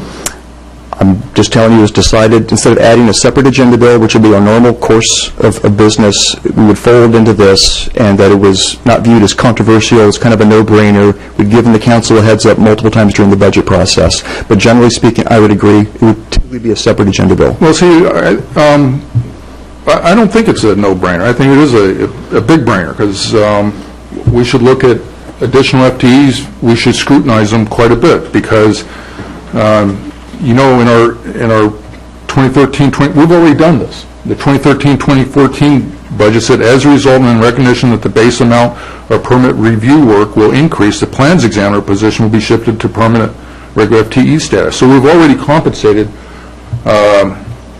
for the anticipated increase in workload in DSG by making a plans examiner position into a permanent position. And with the data that we've been supplied with, Exhibit 2, page 14, you know, I sliced and diced this thing. I looked at the 4-year comparison. I looked at a 2-year nearest comparison. I looked at just the 2012 comparison. And yeah, the pre-apps are up to the average of the 4-year, but not up to to last year. I mean, your pre-apps, you had 141 versus you're anticipating 110. You know, that some things go up, some things go up, and some things go down. As I look, you know, I've got green things here, and I have blank things here, designating ups and downs.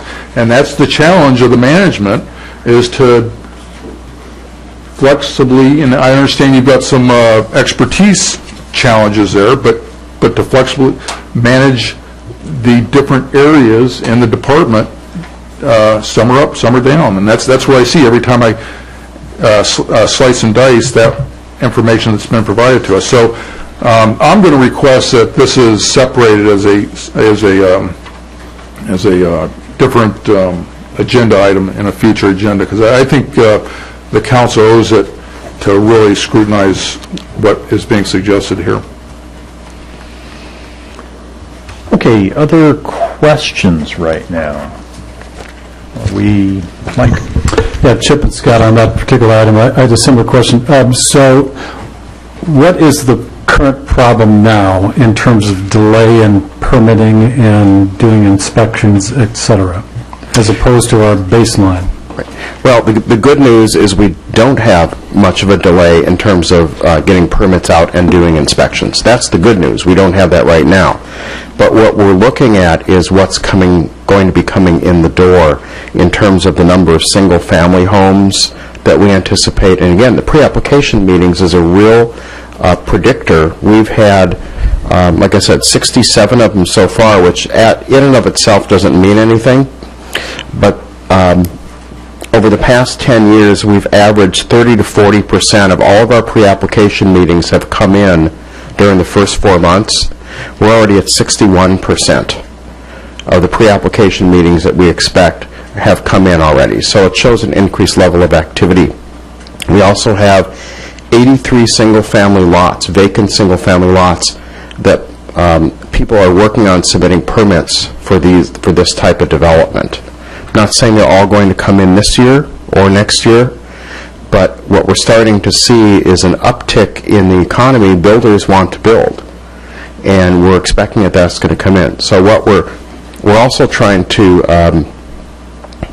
we're going to be doing so from the planning standpoint. As you know, we have to start on our comprehensive plan amendment this year that the state requires us to do, and this year is going to be the year for staff work. So what we'd like to do is have that little extra bit of flexibility with the assistant planner position so that we can get a lot of that work done this year and not be under the gun next year. So what the position does and the on-call inspector and plan reviewer funding does is give us that flexibility. And again, the on-call people would not be used unless we needed to call them in. So if we had vacations or people out for medical leaves, we had one inspector out for, I think it was 2.5 months on a medical leave. If we get hit with something like that, for whatever reason, during the summer and into the fall, we are going to be very much behind on inspection. So we're trying to keep to the point where we're not falling behind. So the $200,000 is a worst-case scenario, or give me some feel for what that large amount of money represents? So, can you repeat your question? I'm sorry. The $200,000. Tell me what I'd buy in terms of value added with $200,000. And you alluded to doing the comprehensive plan, but in my mind, it sounds like what you're trying to do is ensure that you've got sufficient staff either on-site or on-call to be able to turn permits around in X period of time. And so I'm having a hard time understanding, so what does that buy you? Instead of waiting an extra week, they now can do it within a certain number of days, or what? What's the value that I'm buying for $200,000? Sure. I wouldn't say we're buying a value in terms of keeping permits being issued within a certain period of time. Our goal is always to issue our permits within our established timeframes for each individual kind of permit.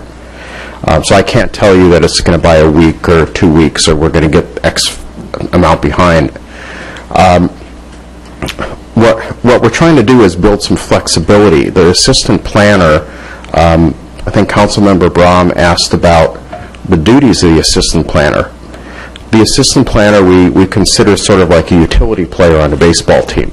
This position would be able to help out in all different disciplines within DSG.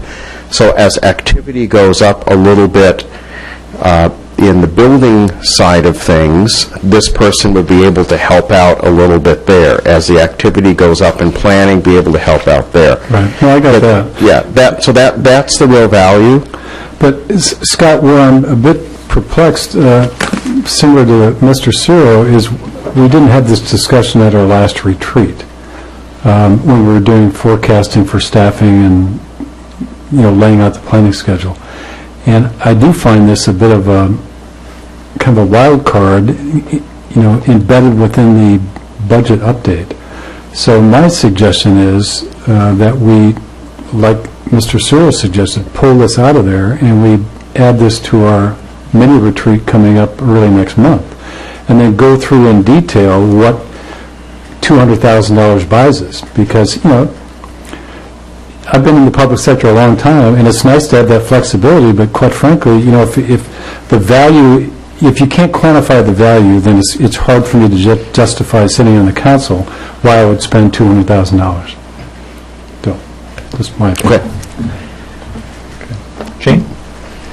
Just a comment. I think perhaps we could compromise a little bit and ask for a report, presuming that we approve the entire ordinance that includes the temporary assistant planner and the other on-call inspector and the other position, ask for a report in 6 months or something to find out exactly what the numbers are, because I do feel that there is a huge pent-up demand out there. I'm hearing the real estate market is turning around. People are developing their lots, and I know, remodeling and building new homes, and I think that if we want to keep up our level of customer service, we need to pay attention to what the staff is telling us about their need.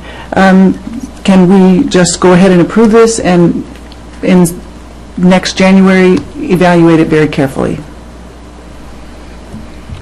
Okay, Tana?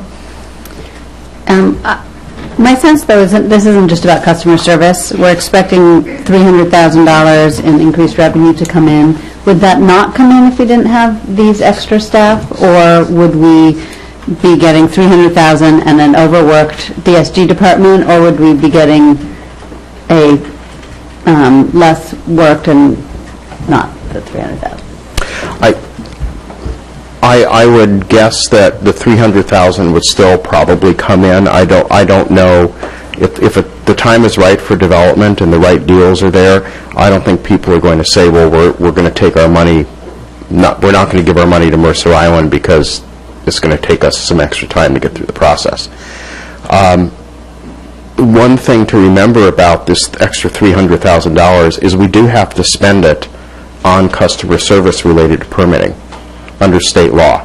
So it's not money that you can take and spend, put it in the street fund, or spend it on parks things or additional park staff if that's what was needed. Under state law, we do have to spend it on essentially staff. So in one way or another. Going out and a coming in, or a coming in and a going out. This is, if we didn't get it, we wouldn't spend it. If we didn't spend it, we wouldn't get it. Right. Kind of, I mean, in a way, it's a wash. Yeah.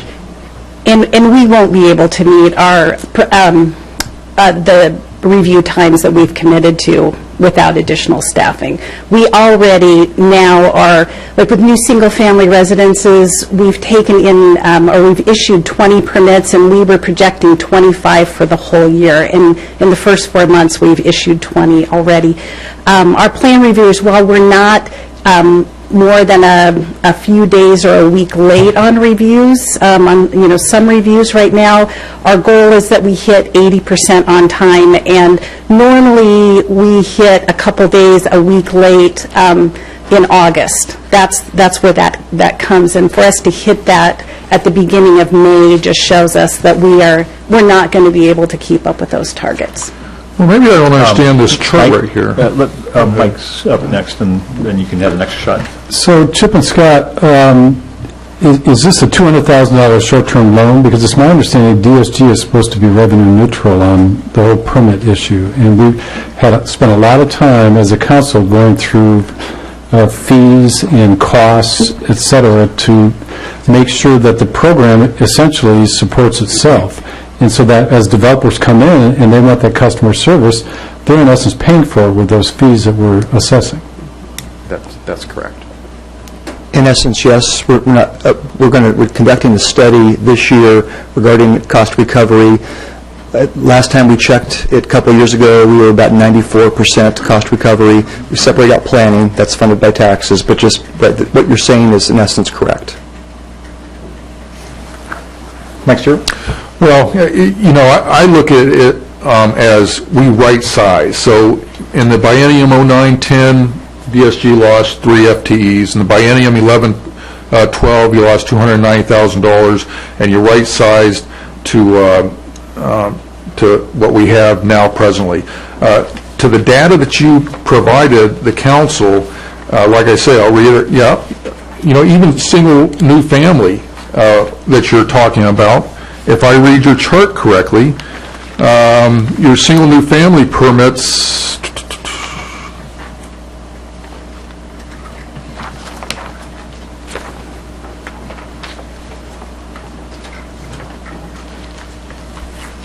I have 25, am I reading that correctly?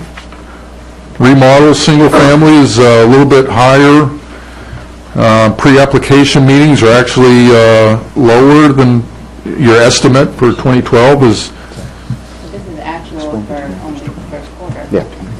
What's that slash, isn't it? Isn't it that slash? Is that the annual? So for design review minor, you've got 40 for the first quarter, and then you're estimating 30 for the year? Is that the way I read that? Four for the... No, well, actually, the first number is through the end of April. So it's a little bit more than the first quarter. Okay, so what's... Yeah, so a third of the year. What's the 30? The 30 is what we had originally estimated, or as part of your last budget, the 2013 budget. For the year? That we would have for the year. That's I mean, correct. that's the numbers that I'm basing. Right.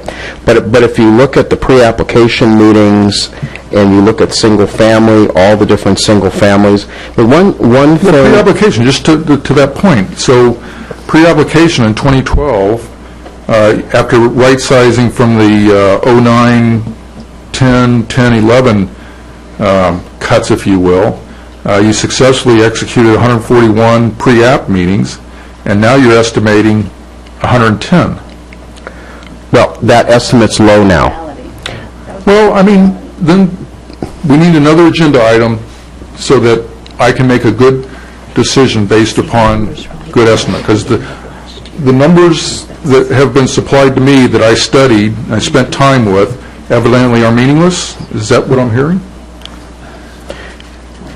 No. And you didn't hear anybody say that they were meaningless. Well, I say they're not correct. How's that?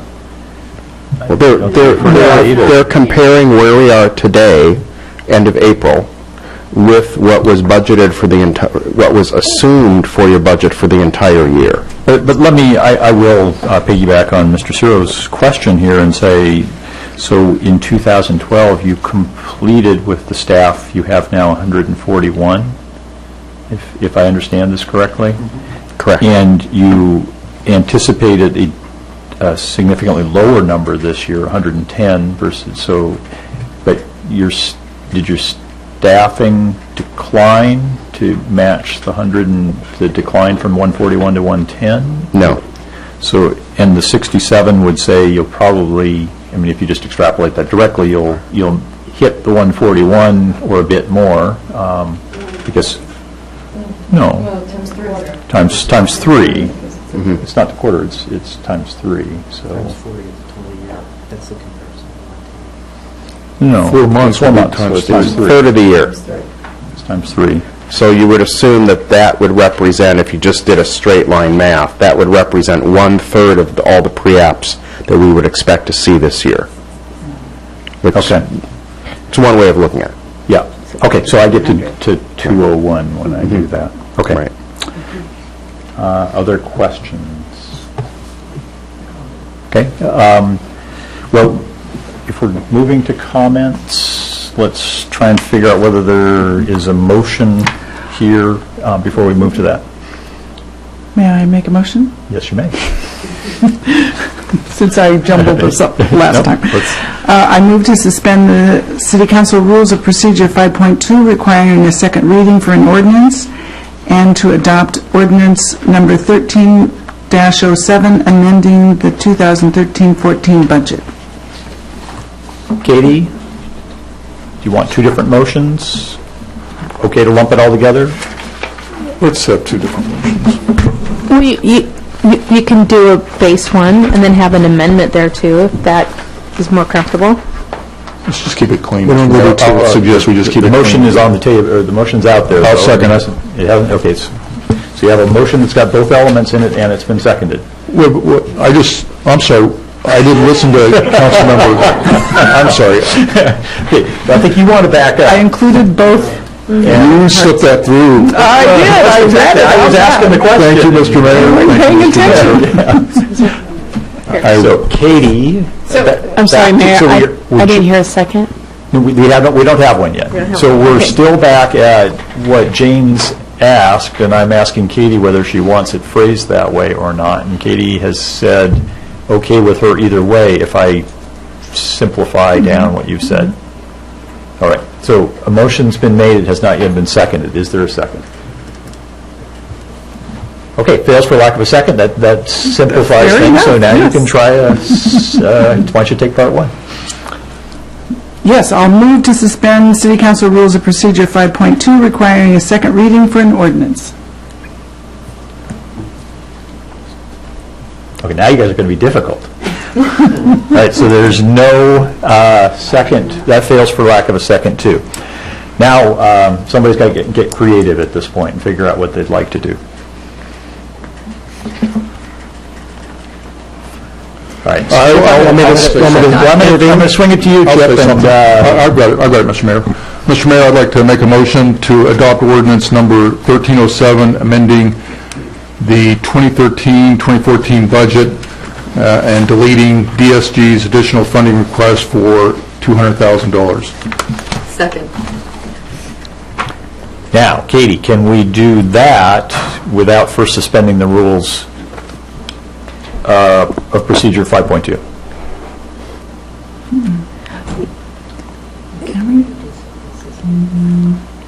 Yes, of course. Yes. Okay. And I guess, sorry, it's a long time, but then if by implication, if you choose not to suspend the rules, then the plan will be to schedule it for a second reading unless somebody then moves to suspend the rules. So after we vote on this, somebody can then move to suspend the second hearing? You could do that, Okay. yes. It's easier to do it the other way first, But you're okay with it moving in this order? Sure. Okay. And let me just ask, so Chip, is that clear enough from your perspective financially? Yeah, we're just taking a scalpel, pulling out the 200K, bring it back to you via the separate agenda bill. Okay, so that works from just a purely functional It standpoint? it means they can't do what they need to do. It's going to be delayed a month or whatever. I understand. Okay. All right, so discussion on the motion. Mike, you get first dibs. Okay, I will approve, or I'll vote for this, but I would like to say something about the cycle of budgeting. And I feel frustrated that we have a missed opportunity, or we missed an opportunity to not tax our citizens as much as necessary. So this is what has happened through not to tax, not to... Let's see, he buys illegal fireworks and he wants to maximize taxes, but hey, that's all good. Well, Director Kohler is proud or highlights the additional revenue that we've brought in, and that's okay to a point. I'm afraid the reasons that we've brought additional revenue in is because in the cycle we're seeing a better economy, and I think you alluded to that quite often. We're seeing a better economy as justified in sales, your sales receipts, REIT, 90%, almost 90% has increased. But we have also, the reason we're recognizing more revenue, and this is what frustrates me, is because we increase taxes, the rate of taxes. If we'd have just held tight, the last biennium, we know that the turnaround would have come. It may have come this quarter, next year, 2 years down the road, but it would have come. And the reason revenues are up so much is because we did increase the DSG technology. Well, the reason revenues are up so much is because the economy, not only did the economy improve, but because we weren't waiting for the economy to improve, we raised the DSG technology 20%, from 2.5 to 3%. We raised or created a new BLS transport ordinance mileage rate. We raised the water utility rates 4.3%. We raised the sewer treatment 10.2% for the pass-through, and sewer maintenance 9.3%. We raised the stormwater 1.2%. We raised EMS 12.7%. And we raised the 2013 property tax levy, quote, 7.3% more than the 2012 total property tax levy. And doggone it, we do what governments do so often, is we don't adjust to the cycles of the economy. We see, if government's here and we see the cycle go down, we have a delta, we increase the rates. And then when the economy increases, the rates are higher, already higher, and so you've got this excess amount of revenue. So from that perspective, I'm frustrated that we didn't hang tight last biennium by keeping rates low. If we would have, the revenue would have right-sized to what the city needs. Instead, we've got more revenue than we really rightfully, I think, rightfully should have taken from our citizens. Okay. Other comments on the motion? Debbie? Yeah, I'm going to go back to the original portion of the discussion, which is pulling the $200,000 for the DSG capabilities out. And at this point, I can only say I don't know if we need them or not, because I think what we discovered tonight is there's a lot of predictors, there's a lot of numbers here we don't necessarily understand, perhaps to the extent that we should, the correlation. An example I would give is if you look at commercial multifamily other, 77 last year. Right now we're at 10 with 70 forecast for the year. So if you multiply that by 3, you would end up at 30, which means that there'd be far less services rendered in that particular category. Now, whether or not those offset the new single family or the pre-application, I just don't know. So for me, what I need to do is to get more information from you in terms of understanding the relationships there, the total level of service, and what it would cost, I think, to somewhat cautiously staff to the level of committed service that we have agreed to with the community. To Councilmember Stero's points, yeah, he rattled off a number of different taxes, but those are different taxes with different funds that are allocated in very specific ways. And to indicate that we raised taxes across the board in such a way that was not quote-unquote right-sizing, I think is oversimplifying and almost short-selling some of the complex conversations that we had historically. So I would just call out that raising the utility rate does absolutely nothing in terms of our REAP funding or road repair or anything, or a number of other components. So when we start talking about what we have or haven't done, let's keep our funds and our taxes straight. Other comments? Mike? My main interest in supporting pulling that $200,000 out is really to have a discussion once again on having a standalone system reviewing permits, and that's always been the goal of this council, and to what extent we can do that, that then gives some certainty to the developer and to the city council that we've got a product that, one, is meeting its targeted goals, and two, is revenue neutral for us, because that, quite frankly, is the policy that drives and should drive DSG services. Thank you. Okay. Others? Donna? I understand people's need for more information on this, that it seems to be coming out of the blue.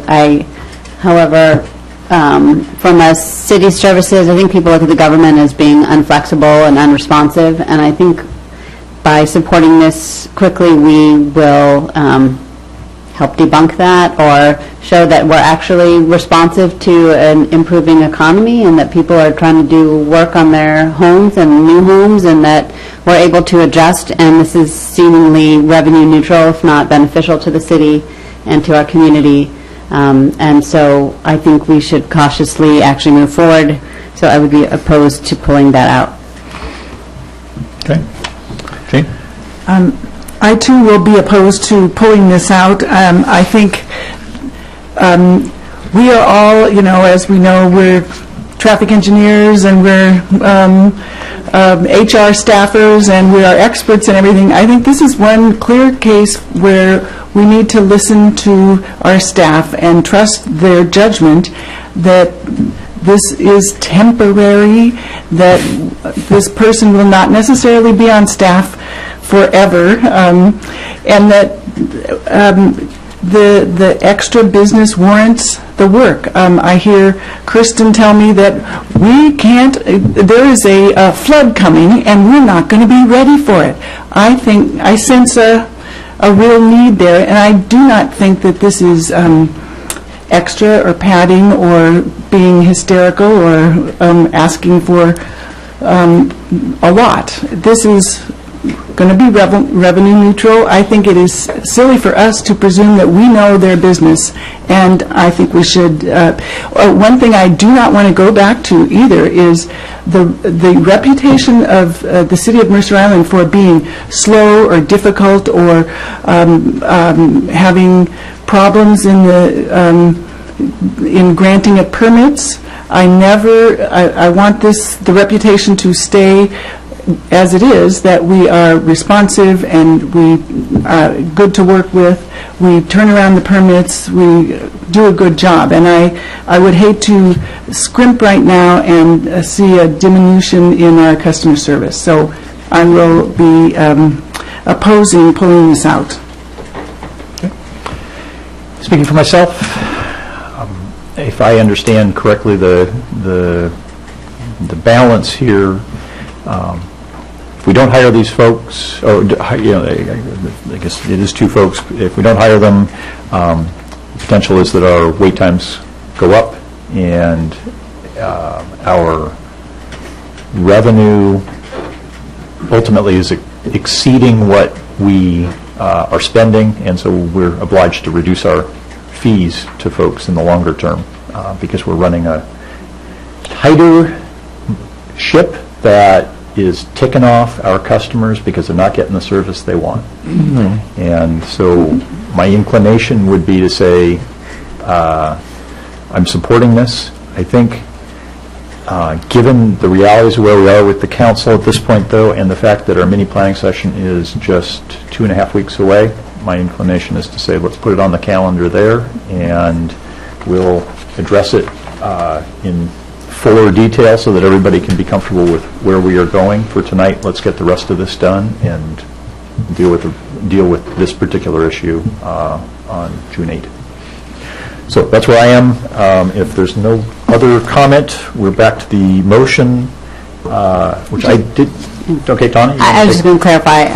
I've stated my opinion. I won't vote against the motion because I will approve those 3 items. So I don't have the language of the exact motion. Deb, do you have it?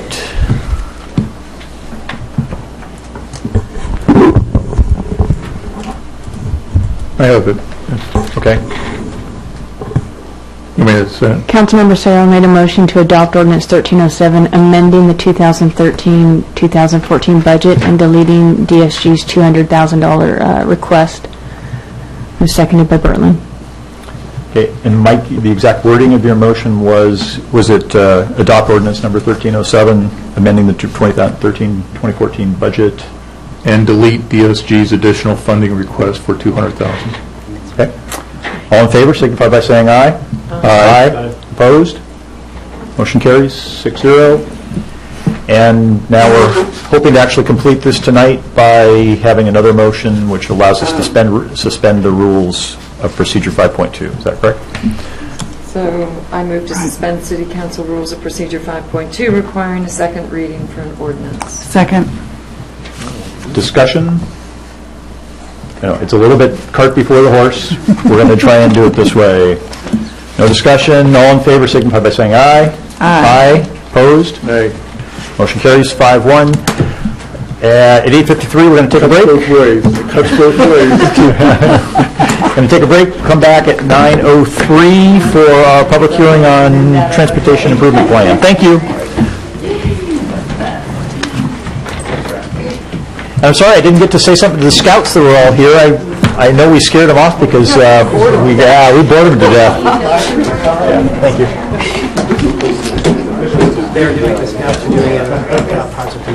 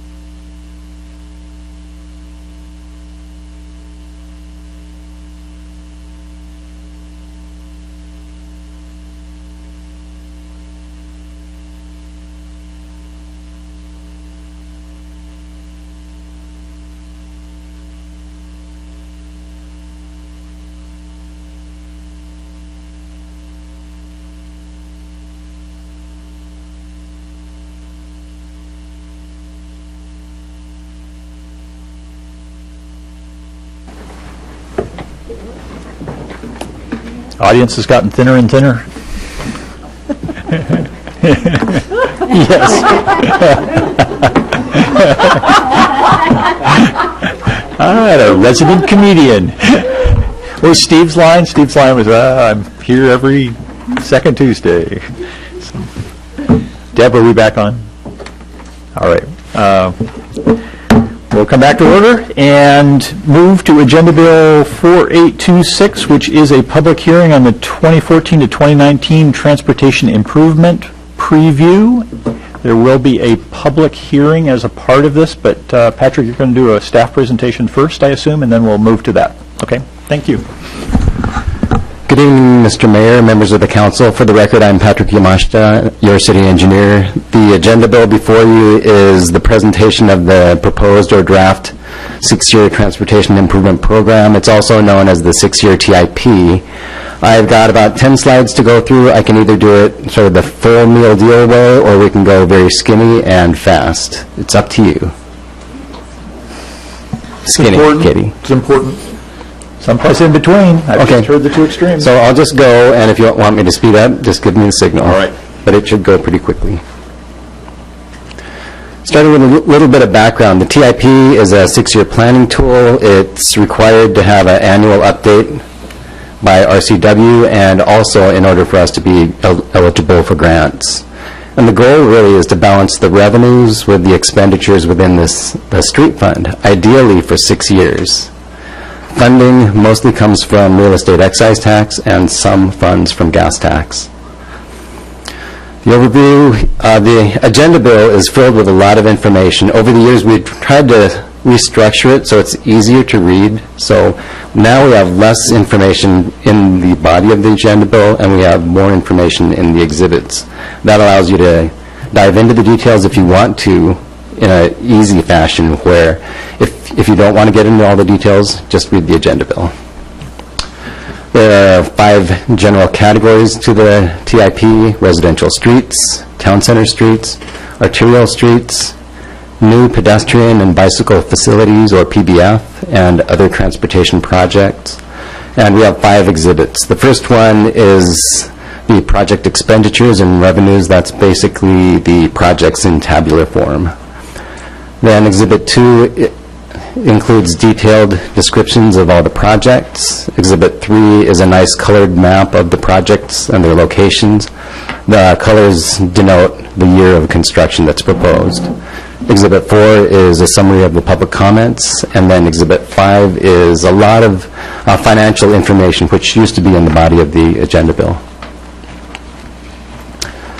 The focus of the presentation tonight is really to tell the story of the TIP's recent financial history. We want to take a look back a little bit and then look at where we're at today. And I'm going to present a few noteworthy changes to the TIP projects. And then in the end, I want to seek guidance from the council on 2 primary questions. And a reminder, I give you this reminder every year. The TIP is a plan, and we update it every year. It's like playing with Play-Doh. It stays soft. You finish something, you come back the next year, it's still soft. You can add colors, you can redo it. This is just one snapshot in time. So telling the story about the street fund. For a long time, the street fund balances have been dropping. Back in 2008, when we adopted the 2009 to 2014 TIP, we had a positive balance in the street fund out for 5 years. And then in 2009, it was only positive for 4 years. Then in 2010, we only had a positive balance for the first 2 years of the 6-year planning period. And then again in 2011, 2 years. Last year, only 2 years. It only covered the biennium. And then this year, the draft TIP before you, positive balance for 2 years once again, 2014 and 15. And by the end of the 6-year planning period, 2019, we're in the hole by about $2 million. And that's about what we projected also in the TIP that you adopted last year. So what's the problem? You probably know the problem by now. We're not living within our means. When you add up the needs and the wants that we all have, it well exceeds the funding that's available currently. We have had years ago a basic work plan, and that really was maintaining the existing infrastructure that we had, our roads, our sidewalks, our pedestrian paths. But, over the last 10 to 15 years, that basic work plan has evolved. There have been more needs, and they include things like new PBF. We have projects that implement the PBF plan that was adopted in 2010. We have Safe Routes to School projects. We have East Mercer Way shoulders. And I'm not saying any of these things are bad. I'm just painting the picture of what is kind of new or newer to the TIP. We also have built some traffic signals and pedestrian signals. Those are not cheap. I would say that they are needed, but they are not cheap, and it just adds to the overall cost that we look at in the TIP. And because revenues are low and project needs and wants are high, over the years, the council and staff have looked at ways of doing more with less. So, for example, the right-of-way arborist position was eliminated in 2011. The transportation manager position was eliminated in 2011. The duties have been picked up by other staff. We, thank you to the council, added chip seal and slurry seal to our pavement management toolbox last year. And what that did was that it gives us more tools to maintain our roadways. Not every street needs a hot asphalt overlay. That's very expensive. There are times when a chip seal or slurry seal will extend the life of the roadway, so much so that we're able to do more work throughout the island at a lower cost. You also increased the budget for arterial preservation to extend the life of roadways. That's for large patches on arterial streets and sealing cracks on arterial streets. That, again, stretches the life expectancy of those roadways. We've also scaled back or delayed some projects. One example is in the town center, 80th Avenue Southeast. That was a street that was supposed to get originally 15, 20 years ago, the full meal deal, town center streetscape, roadway, sidewalks, and everything.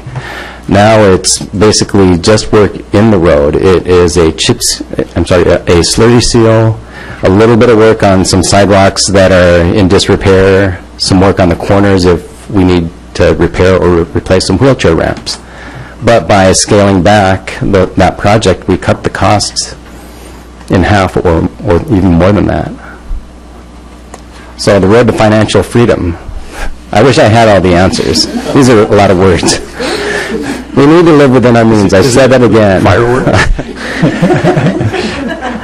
So for the TIP, this means, we've made attempts at reducing expenditures. Some of that happened through reducing the number of FTEs funded by the street fund.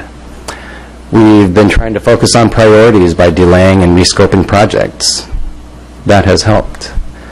We've been trying to maximize the effectiveness of our investments by using the right tools from our enhanced toolbox. But, I think we need to work more on not funding lower priority projects unless funds are available. And that's really hard because we want everything. Additionally, we need increased revenues.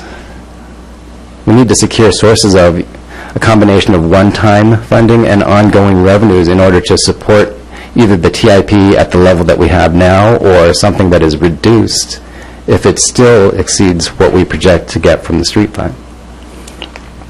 So grants, we continue to look for grants, but those are highly competitive. And, most of the transportation work we do on Mercer Island, we don't compete very well for transportation-related grants. A lot of times it is related to traffic congestion, traffic accidents, things that can be correctable through projects. Also, on the condition of our roadways, our streets are in pretty good condition compared to some of our friends across the lake. But that is the standard that Mercer Island has, and I think people really want that. In terms of ongoing revenues, a possible revenue source would be a transportation benefit district. It's been discussed a little bit in the past. There's going to be a future discussion during the mid-biennial budget review in November 2013 based on budget presentation last fall. So, moving on to noteworthy changes to the TIP. There aren't very many. This is really a mainly status quo TIP from 2012, except that we added the out year of 2019, plus a couple small things. No major changes because the PCI, or the Pavement Condition Index, is old. It was done in 2009.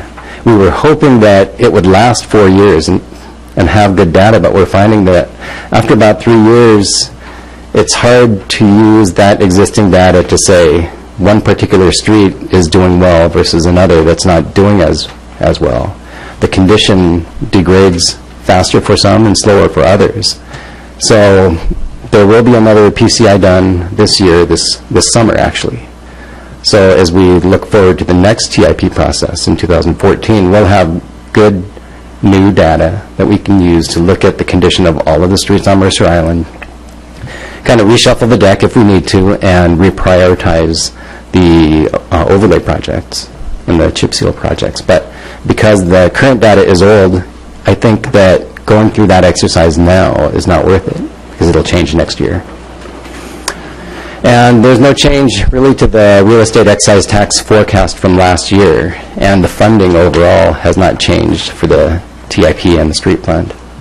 So those are some reasons why this is primarily a status quo TIP. Now, some of the mostly minor changes, if you refer to page 9, Exhibit 1, I've got those listed. Most of it is related to adjusting the timing to balance workload or cash flow. One thing that was done in the budget process was that as you adopted water utility rates, one of the projects that was proposed on the water side was on Island Crest Way. And the timing of that project was shifted to, I think it was 2015. That would have been after the Island Crest Way Phase 2 overlay. You can't do the water work after the overlay, so the council was wise in delaying Phase 2 of Island Crest Way. What that did was it shifted the project to 2016. It made 2016 in the TIP a very, very large year of about $3.7 million versus more typically about $2.5 million. So because of that, we've moved a few projects either forward or back to smooth things out. If you go to Exhibit 1, there are a few projects that are shown in green. Those are the projects that are new. They include 4 new PBF projects. I don't mean 4 new PBF projects. The first one is the North-South North-South Bike Route Phase 2, Project D5 in Exhibit 1.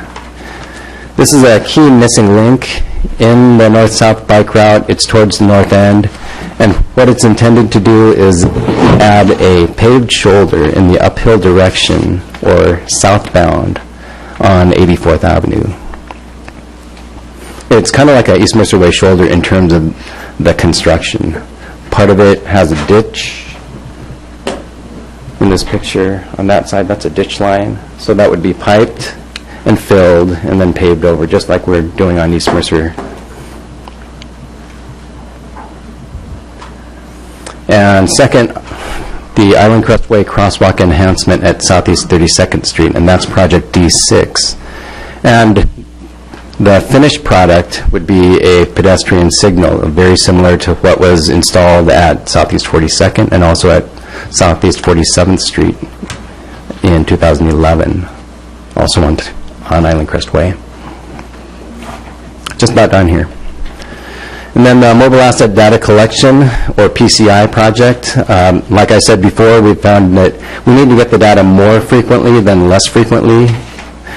Previously, the TIP showed it in 5-year intervals or cycles.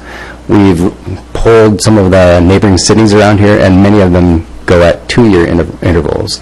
Some cities will do PCI on all their arterials every year and look at their residential streets every 2 or 3 years. So what we're proposing is adjusting to a 3-year cycle right now and see how that goes, rather than go all the way down to 2 years. And then we have a placeholder for the Mercer Ways Multimodal Transportation Summit Outcome Implementation. That's a mouthful.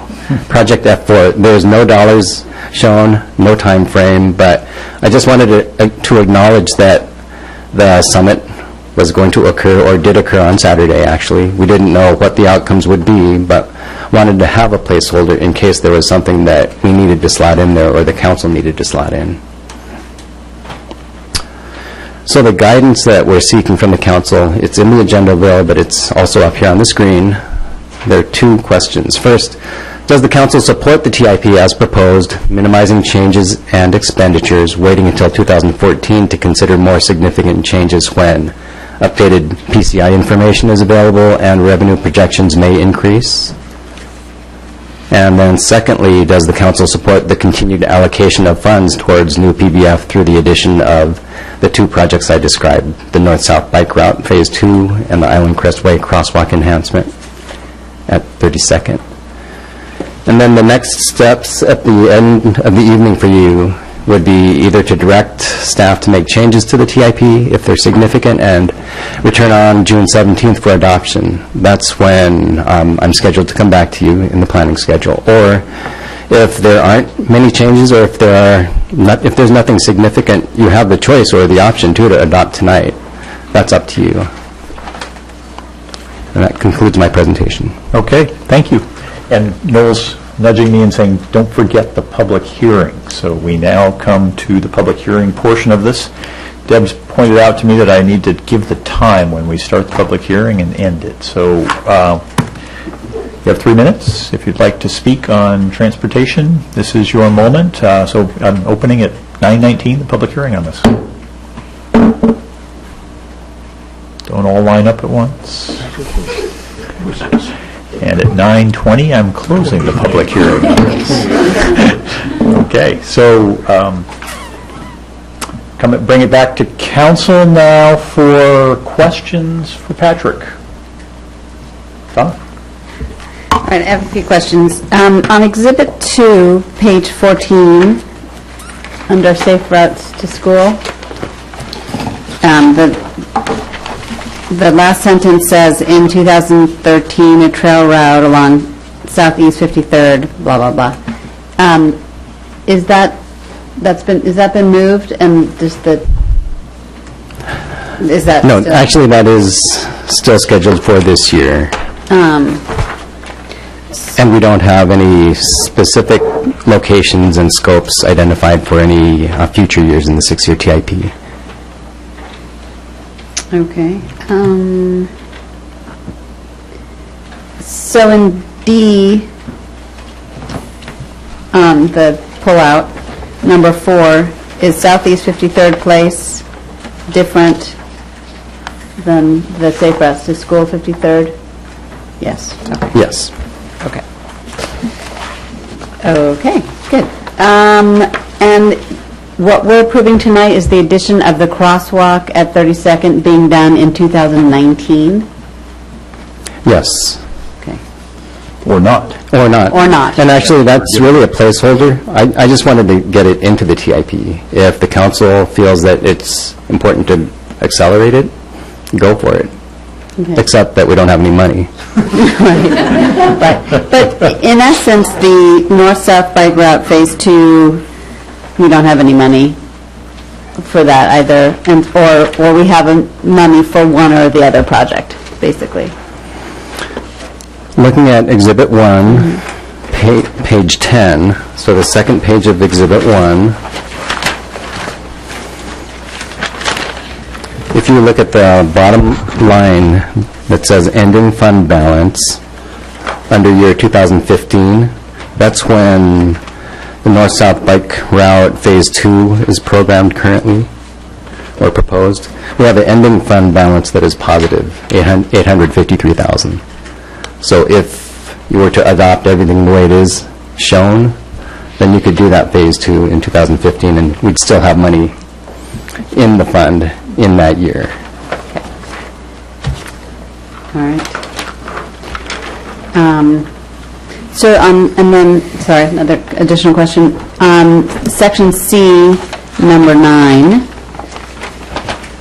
So that's the 68th going down from Island Crest Way to East Mercer Way, is that going to include wider shoulder, or is the plan to kind of make that a more usable for walking and biking, similar to how we've done other major arterials as well currently? I'm looking at the street engineer, but I think it's a straight overlay, same width as it is currently. That's preserving what's there. Preserving what's there. Thank you. Next, questions? Mike? Thank you, Mr. Mayor. I have a question on this 28th and 84th Avenue, which my brother lives in that area, and I use that street often.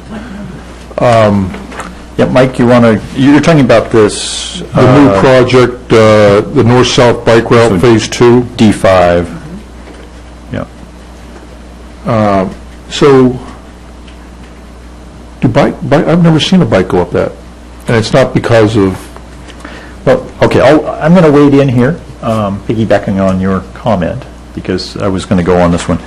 I ride to town moderately frequently, trying to use the spine rather than the perimeter of the island, and when I leave town, I do it via the thrift store, because I loathe the thought of climbing that hill right out of town. And I suspect other bikers do the same. I'm delaying my pain, because I know I'm going to get some pain going up past West Mercer as I try and get up to Island Crest and beyond, but I would not go up 28th. And, I don't know, Mike, are you in agreement with that? Yeah, I was going to bring that up, too. Because of the slope there.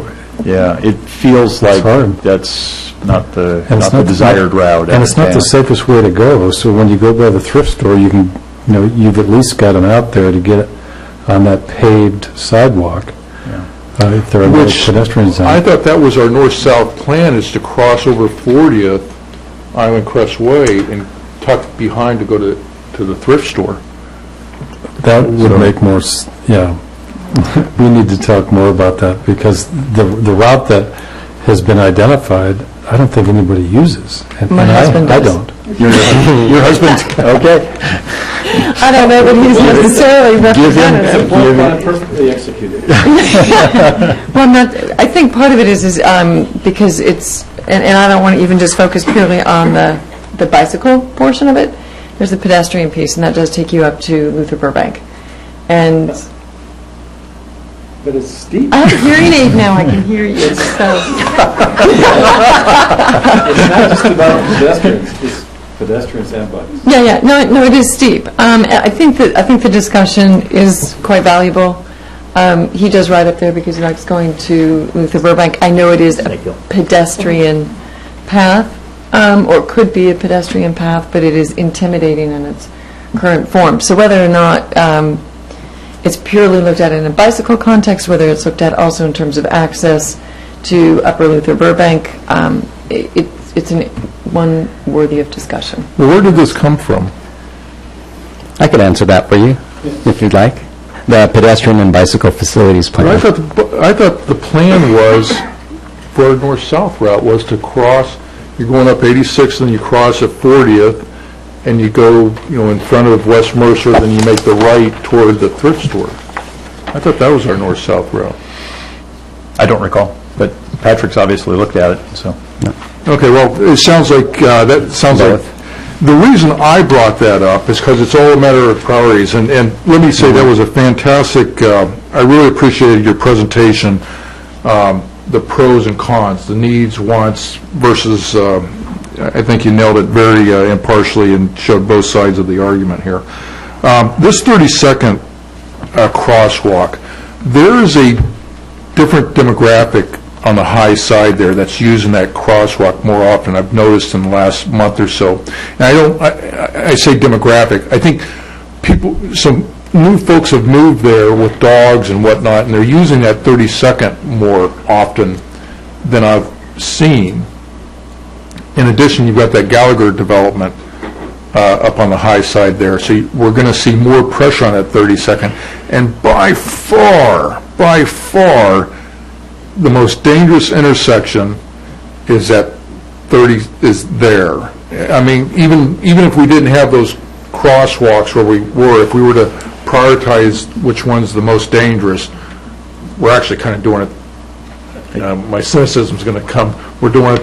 We keep the most dangerous last because then we have to do that one maybe.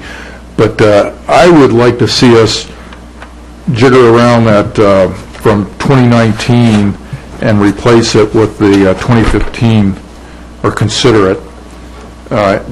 Instead of having the crosswalk in 2019, use that the Southeast 28th, 84th enhancement, the $115,000 for that project. So I'm going to just wade in here because Katie, help me out. Mr. Ciro has said by far the most dangerous intersection on the island is, and I'm uncomfortable with that statement going unreflected upon. Actually, I understand that you feel that it is. I feel that's a very dangerous intersection there. And you are certainly entirely entitled to believe That's exactly. that. Thank you, Mr. Mayor, and that's why you're there and I'm here. So let's just make sure our traffic engineers and legal folks have the last word on how we. Yeah, I do feel that that's a dangerous intersection that we should consider figuring out a way to move that up. I don't know, Katie, do you want to tag on that, or? Well, I think that was just his inner traffic engineer coming out, but at this point in time, we don't have information to support that statement, and certainly if it were dangerous, we would bring that to the council and make sure that we gave the recommendation for that to be corrected. So, in light of not having those facts to support it, and understanding that's your perception, certainly we always continue to take a look at the different intersections and such and make sure that they're falling within the appropriate standards. So at this point in time, I think that we're comfortable, and the city engineer could support that we keep a close eye on it and make sure that everything is as safe as possible. Okay, Debbie, then Mike, then Jane.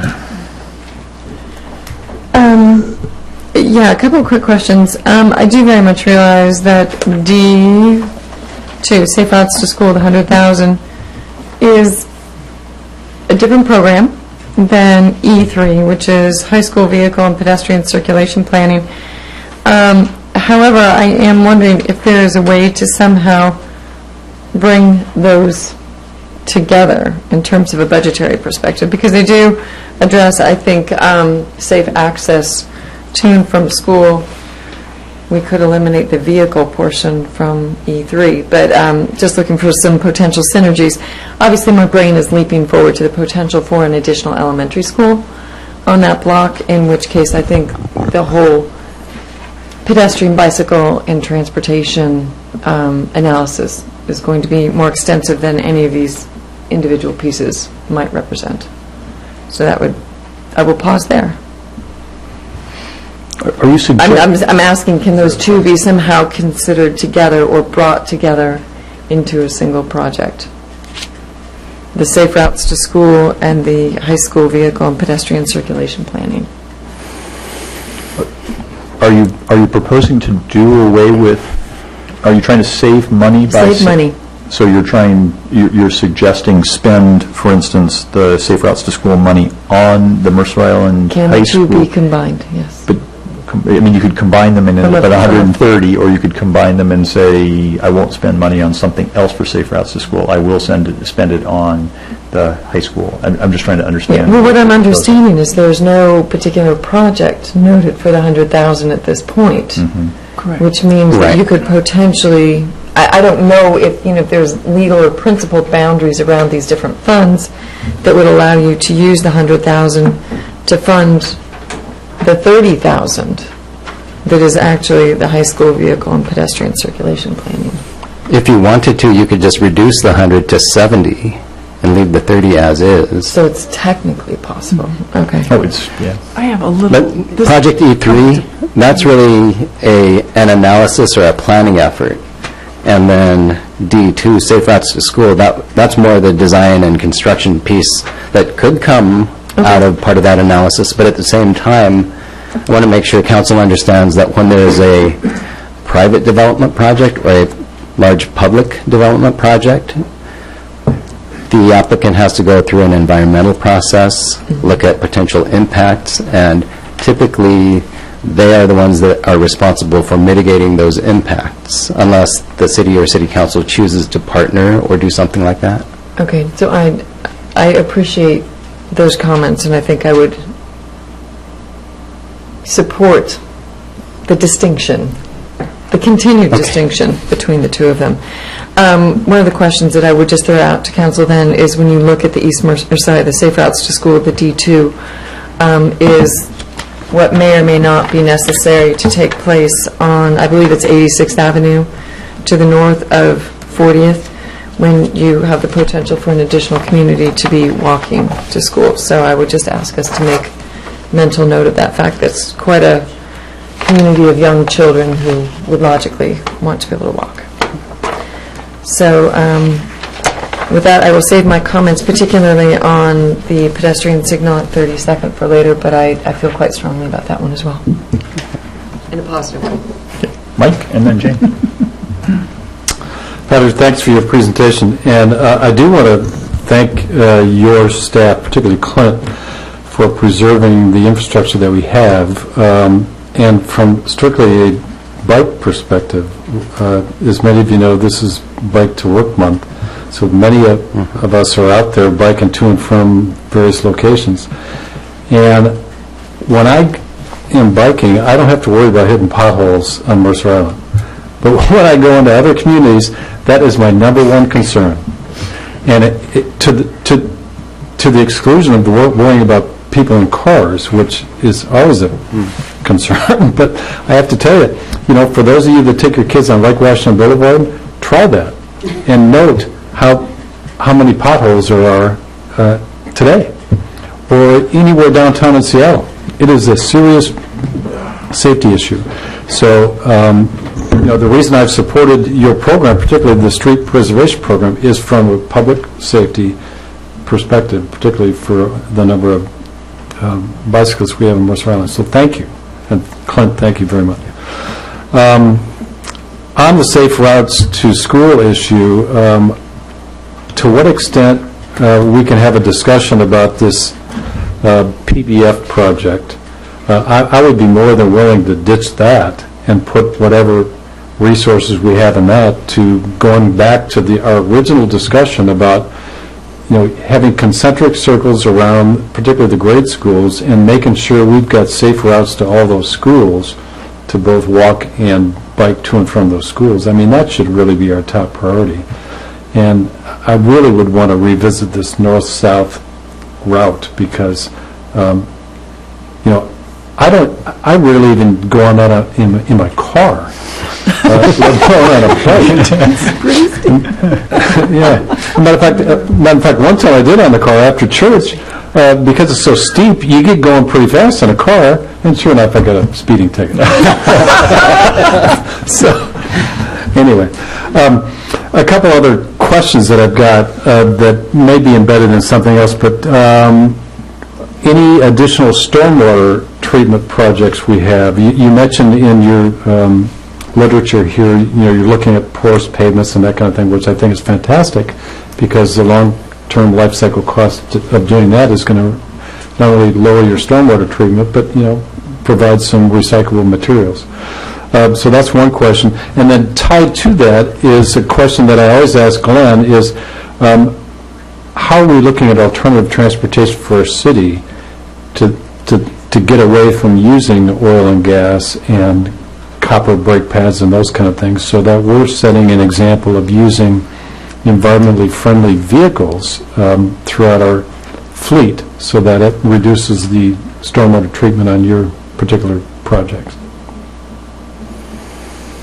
There's a lot of questions in there, and you don't have to answer them all because we're going to bring this up again in our mini planning session. So take a pass on that. The question that I really do need an answer for, though, is you mentioned that we've got a revenue stream not only from REIT but also gas tax. I am particularly interested in the gas tax revenue. So to what extent you can provide that either now or later to us, that ties into discussions we're going to have later on the agenda and in the future with our partners at State DOT and our legislative representatives and also U.S. Federal Highway Administration. So I'm really curious, here's why. Because if we go down the path of tolling, we're not going to see the revenue from tolling, but if we're going to increase the gas tax, which we should, in order to pay for all these projects, I'd like to know what percentage of that increase comes back locally so it can help maintain our infrastructure. We do have some Mercer Island-specific motor vehicle fuel tax information in the agenda bill in Exhibit 5. Page 22. Page 22. But new gas tax is, I don't know what fraction of that was slated for cities, and of course it's all in play at this point. Yeah. Thank you. Okay, Jane? Oh, I had a question and a comment. My question was, looking at on the detail of expenditures, C4, Southeast 40th Street, 76th Avenue to Island Crest Way, that slated $691,000 for 2015. And I'm just looking ahead to what may be happening in 2015, 16, all the construction of a new elementary school up on the mega block and trucks coming up and down. And I'm just wondering if we should perhaps look at bumping that back until after the school renovation is done, so that the pedestrian and bike facilities that we do put in will stay and will not be redoing after a series of trucks go by, that sort of thing. And I also think it sort of ties in with what Debbie was suggesting, that we look at safe routes to school along with the $30,000 slated for Mercer Island High School vehicle and pedestrian. That whole area is going to be looked at very carefully, and I think these three items could be looked at together and possibly postponed until some of the actual work postponed until after the high school or the mega block remodel is done. Okay. That's a question, I guess. So project what do you think of that? D4, Southeast 40th Street. As we looked at the timing of the project and the scoping of the project, a couple of things that we did look at think about was the future construction of elementary school or something on the mega block and construction-related traffic. The dump trucks that are coming on and off the island hauling material, they want to get on quickly and get off quickly. That usually means Island Crest Way if the site is close to Island Crest Way. So that was what we were assuming in terms of a haul route. And then second, we've been looking at Southeast 40th Street for many, many years. I think we started looking at it when I started here. That was when my hair was black. Pretty close. And so over the years, we've kind of pushed that project back as we've kept an eye on the pavement condition, but we're getting to a point where that pavement is not in the best of shape, and if we wait too much longer, the roadway is going to fall apart, and we'll have to rebuild it rather than do some patching and an overlay. So the cost of the construction, if we delay it too far, is going to be potentially significantly more. Thank you. Okay. Okay, so I'm going to take a turn here. I think you've had fun, haven't you, Mike? Well, I just think what Councilmember Braun talked about made a lot of sense. You're talking a lot of money there at $691,000, which implies you're going to do some moving around maybe. And it'd be a shame to spend that type of money on that section so close to the mega block and then find it's not the optimum solution to the new traffic patterns resulting from the mega block changes. So look at that closely, I would suggest. Okay. So, Patrick, my I'm sort of headed the same direction, but not quite the same place. In my opinion, and I guess we'll assume that Mr. Grady and I represent the biking community on this, although I would certainly encourage you to ask others who are cyclists. But my inclination would be to take D5 out of the mix and rather focus on 76th as the primary north-south route, followed by 40th. 78th? Sorry, so is it out past the thrift store? Okay. 78. And combine that with this work you're planning on 40th, such that 40th becomes a better both kid facility with the school there and bike facility as part of the route. The sidewalks there, as you probably know, are minimal or mixed bag at best at this point. On 40th? On 40th, yeah. Clint and I have spent some time out there looking at those, and there's a lot of room for a better experience, I think, for kids getting to school in that area. So I like this idea of tying it together to make sure that we're holistically thinking 78th, was it, 40th, and across for the bike route as well as for the safe routes to school, and thinking actively about how that fits with this new school and making sure that what we're doing is not going to get torn up, which I think your point about dump trucks aren't going that way unless they're lost, it seems to me accurate, but wouldn't want to spend the money and have it get destroyed. But that would be my inclination. As to, and I guess I'll stop there. I'm way into comments at this point, not questions. So we've been sort of waffling back and forth on that. So I'll stop. Tana and then Debbie, you guys get shots, and we'll continue to muddle.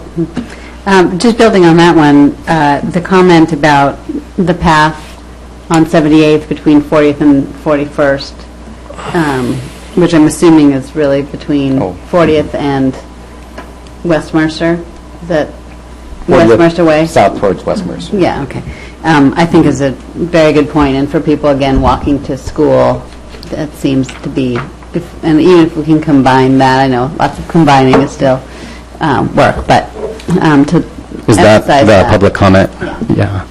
That one needs some additional work, including some survey work to identify where the right-of-way edge is. So that one will more likely take more time than we have before adoption. But we will look at it before next year. Debbie. Yeah, so scheduled for 2014, I think is something that we put off until this year, and I think is very much needed, is B3, the Town Center Crosswalk Needs Analysis. Just a little bit of a question how you go about that process, because, to me there's so many vested interests, obviously understanding from the developer and the building management community what traffic and pedestrian patterns they see, what is it that we anticipate, based on best practices, and then of course, Chamber of Commerce, et cetera, if they've got thoughts from the various merchants that we have. So I'm hoping that it's a pretty holistic approach without, of course, exceeding $20,000. So if you could just give a quick summary of how you approach that crosswalk needs analysis, I'd really appreciate it. I think I'm going to have to ask Ann to come up and describe that a little bit. That's fine. And we don't know all the details, and that's why we'll be using a consultant rather than in-house staff. For the record, Ann Tanella Howe, Assistant City Engineer. But to be perfectly honest, I haven't really put a lot of energy or thought into how this project would move forward because it's not funded until 2014. But that being said, the intent is to retain a consulting firm that can help us see what's happening in the town center and help to identify where mid-block crossings are probably already occurring today without the benefit of a marked crosswalk or a curb extension or some other crosswalk enhancement. So basically gathering data of what's occurring in the town center, most likely engaging the town center commercial, lost the word, businesses, to get a sense of what they're seeing their needs are, and then combining that into then a plan that the city could then move forward with. Okay, that's great, because that'll be the same time, in theory, that the legacy project is underway, and that can be good or that can be bad, depending on what sidewalk walking to have, etc. So this is, to me, this is so important to the safety of downtown. So the end result of the plan will be that there will be some projects probably identified, which means that in a future TIP process, we'll be talking about projects, and more money, and figuring out where time-wise those projects should be installed. Mike? Patrick, just two quick questions. You mentioned the summit that took place on the 18th. Any feedback from that group in terms of any Stole my question. additional needs? Oh, sorry. That's okay. I'll have to defer that one to Ann, too. All right. You want to take this one on now? Or is there a better time? This is good. It's a very lofty name, but it's what came out of the council's missteps around the parking on the Mercers and the decision to pull citizens together and get them talking with different perspectives. So Ann has pulled that together, and with names that I provided and bounced off of all of you, and that just happened on Saturday. So. Yeah, so we met on Saturday afternoon. Really, really good conversation. Just so you know, the group were unanimous in saying that there is no parking problem on the Mercer Ways that they felt that the council needed to address. They will not be bringing that back as a recommendation. That being said, we have a list of the top recommendations to council from the summit in draft form, but there were I'm going to say 4 key categories. The one that they felt really very strongly about was a need for education, not only for or towards the cyclists that are coming onto the island, but also to the community about, and again, focus mostly on the Mercer Ways, about what to expect of people when they're on the Mercer Ways. I think the majority, the bulk of the group felt that there's a misunderstanding within our community of what that shoulder is and how it's supposed to be used. And if there is an expectation in the community that is strictly for bikes, then you just precluded the use of it by pedestrians and dog walkers and all that other users that they feel very strongly is part of what makes up the Mercer Ways. So actually at the top of all of this, they say all efforts should be truly multimodal, not just benefiting one constituency. So that was sort of a theme that carried through the entire afternoon. They came up with an idea of kiosks at the location where the old floating bridge access Mercer Island, and where the East Channel Bridge accesses Mercer Island, which is where your pedestrians and bicycles are coming onto the island. And they thought that a kiosk that would have a map, bicycle map, or just a route map of the island would be a good idea. Code of conduct, rules of the road, whatever other pieces that we thought would be important messages to share with the pedestrians and bicycles at that point would be a good thing. My words, but enlisting our communications coordinator in trying to, get a regular and a consistent message out to the community about bicycling safety, pedestrian safety. One message that I heard pretty clearly was, let's get a message out to people that please don't wear black at 6 o'clock in the morning when you're walking your dog on the Mercer Ways, because we can't see you. So that's sort of the educational piece. Safety, and categorizing safety as what more can we do to the Mercer Ways to make it a more hospitable environment. And the things that came out of that were keeping the shoulders and the roadways clear of debris. And if that means sweeping on a more frequent basis than we're already doing, please do that.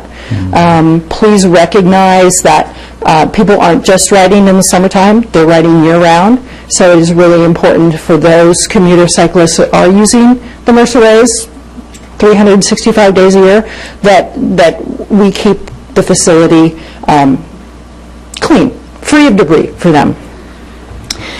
They'd also like to see if we could schedule sweepings in advance of weekends to benefit the folks who only ride on weekends. Another thing that came up was cutting back vegetation from the edge of the roadway. They're seeing a lot of encroachment of vegetation, mostly private property owned, but some of it could be, ours within our right-of-way. But it's encroaching onto the edge of the road, so that in turn is decreasing the width of available pavement for people to ride or to walk.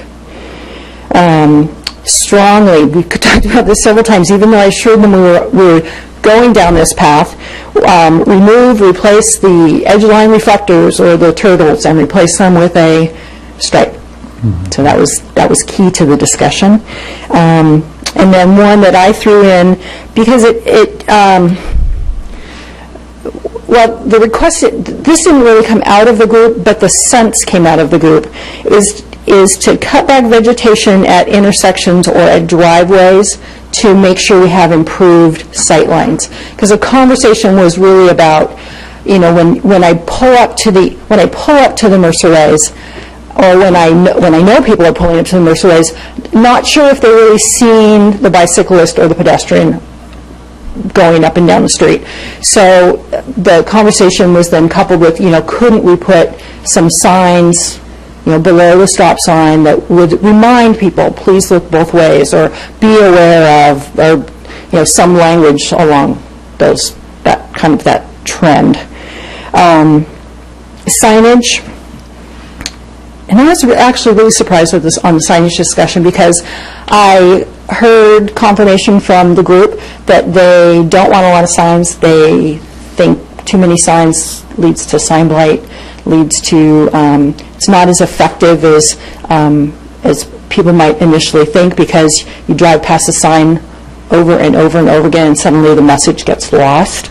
But that piece being said, they do support the route signing for commuter cyclists to route them around the park and ride, and to help them know which directions they should be going when they go down to the island.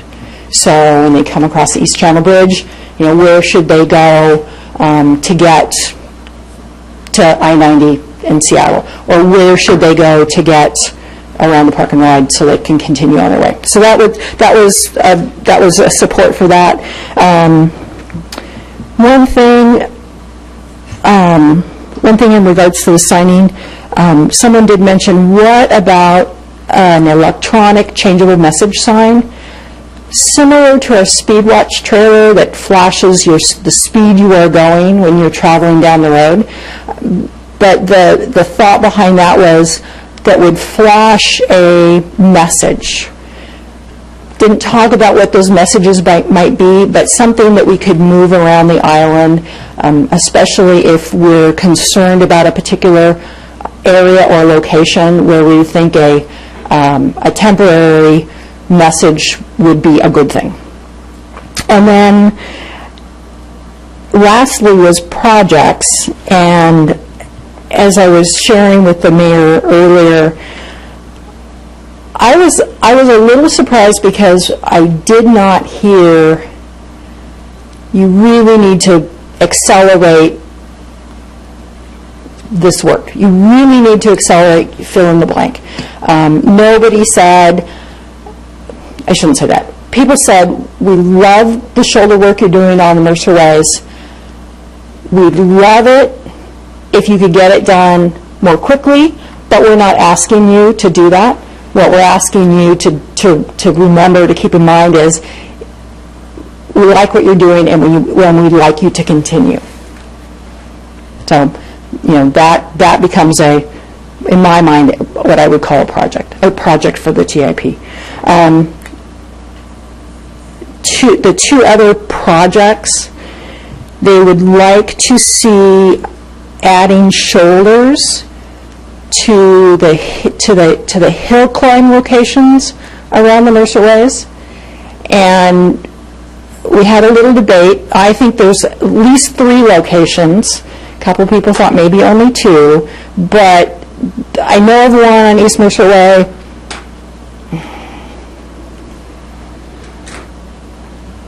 Kind of north of Avalon. And then there's another one on West Mercer Way as you're approaching or in the vicinity of the Boys and Girls Club, 40th towards the Boys and Girls Club. So they were I don't want to say adamant, but they were really supportive that if a project could happen, they would really like to see hill climbing lanes. And then the last one was kind of consider adding projects that would, and these are my words, accelerate completion of shoulders in areas that we know are very narrow, very curvy. There's absolutely no place to be unless you're walking in the ditch. And the location or the area that we talked about quite a bit was really the south end tip, because apparently the roadway gets very narrow, and we've got the curve, and what people were saying is if you're out walking, you start on one side of the road, and then you have to move to the other side of the road, and then you have to move back, and they'd really like to see something. They were suggesting it didn't even have to be the full width that we're building now on the Mercer Ways with that Mercer Way Shoulder project, but just something so that they didn't feel like they had to shift back and forth or end up in the ditch. So that's what we got in a 3-hour conversation. It was great. Sounds really great to me. Yeah, it was a great group. Yeah. So, Ann, the issue, one of the questions I was going to ask Patrick, the issue was brought up about no parking on the Mercer Ways. And, we've gone many years with identifying problem areas and continue to have spots, like prior to getting to West Mercer Elementary, for instance, where we have a number of residents that continue to park on the pavement that would be used by either pedestrians or bicyclists. And it sounds like the staff is unwilling to move forward with no parking signs. Can you tell me what the status is on that? It's not that staff is unwilling to move forward with no parking signs. Staff is unwilling to do a blanket, the entire perimeter of the parking restriction. And the group that met on Saturday was supportive of that. Wait a minute, let me stop you right there, because I don't think there's ever been direction from the council to have a blanket prohibition on parking along the Mercers. There has been guidance to specify particular areas, but certainly not a blanket prohibition on parking. Okay. Where I recall it being left, the last time we talked about parking restrictions on the Mercer Ways was that that it would be left to staff that when we identify, determine a need for a parking restriction, then we would take care of that. Mm-hmm. And that's where we are with it. And so my question is, so given that you've been given that direction and you've got maps identified in the updated bike and pedestrian plan that we spent a lot of money developing, what has been done? Because I have not seen any no parking signs on the Mercer Way. So, Mike? And I know that's a question that makes people very uncomfortable. Well, let me just, I'm going to wade in here because it makes me a little uncomfortable, but it makes me more uncomfortable looking at the clock and seeing it's 10 o'clock and realizing that this is it's an issue people get passionate about, but it's not, a little bit off topic from capital projects within the TIP. And I really want us to get this wrapped up so we can get on to the other That's stuff fine. we've still got to do tonight. Fair enough. So can I get an answer on that for the mini planning session we're having in a couple weeks? And these are the two questions. What I want to know, because we spent a lot of money on plans, and we've spent a lot of, we've had a lot of discussion on this topic and on the topic of signage and painting of areas where bicyclists are supposed to go. And I've seen nothing in the last couple of years. So what I would like would be, at our mini planning session, an update from staff on where we are on the no parking signage, where we are on signage in period on bicycle areas, be those wayfaring signs or whatever, and I've seen no new paint on any roadways, even the roadway in front of, what's the insurance company? Farmers. Yeah, Farmers, right downtown. I mean, you know, those bike emblems have never been replaced. So signage for no parking, signage for bike lanes, and painting on pavement. And none of that costs very much money. And you are correct, it doesn't cost very much money. We can't paint now because the weather is not cooperating. We can't paint, we can't put buttons down when it's raining and when it's cold. So paint really doesn't happen until July and August. And I understand that, but this is not a recent phenomenon. You know, there was no painting that was done during the summer or last fall. So I didn't comment on it. So what I would like would be an update of what are the plans to do painting in the summer and the fall, and what are the plans for no parking and signage for bike lanes. Well, I'm going to address it now because I will not be here whenever your planning session is, so I can't, I won't even be able to prepare anything for that discussion. Last year, you asked for wayfaring signs, and those are underway. Some are in, the rest are underway, and will be installed this summer.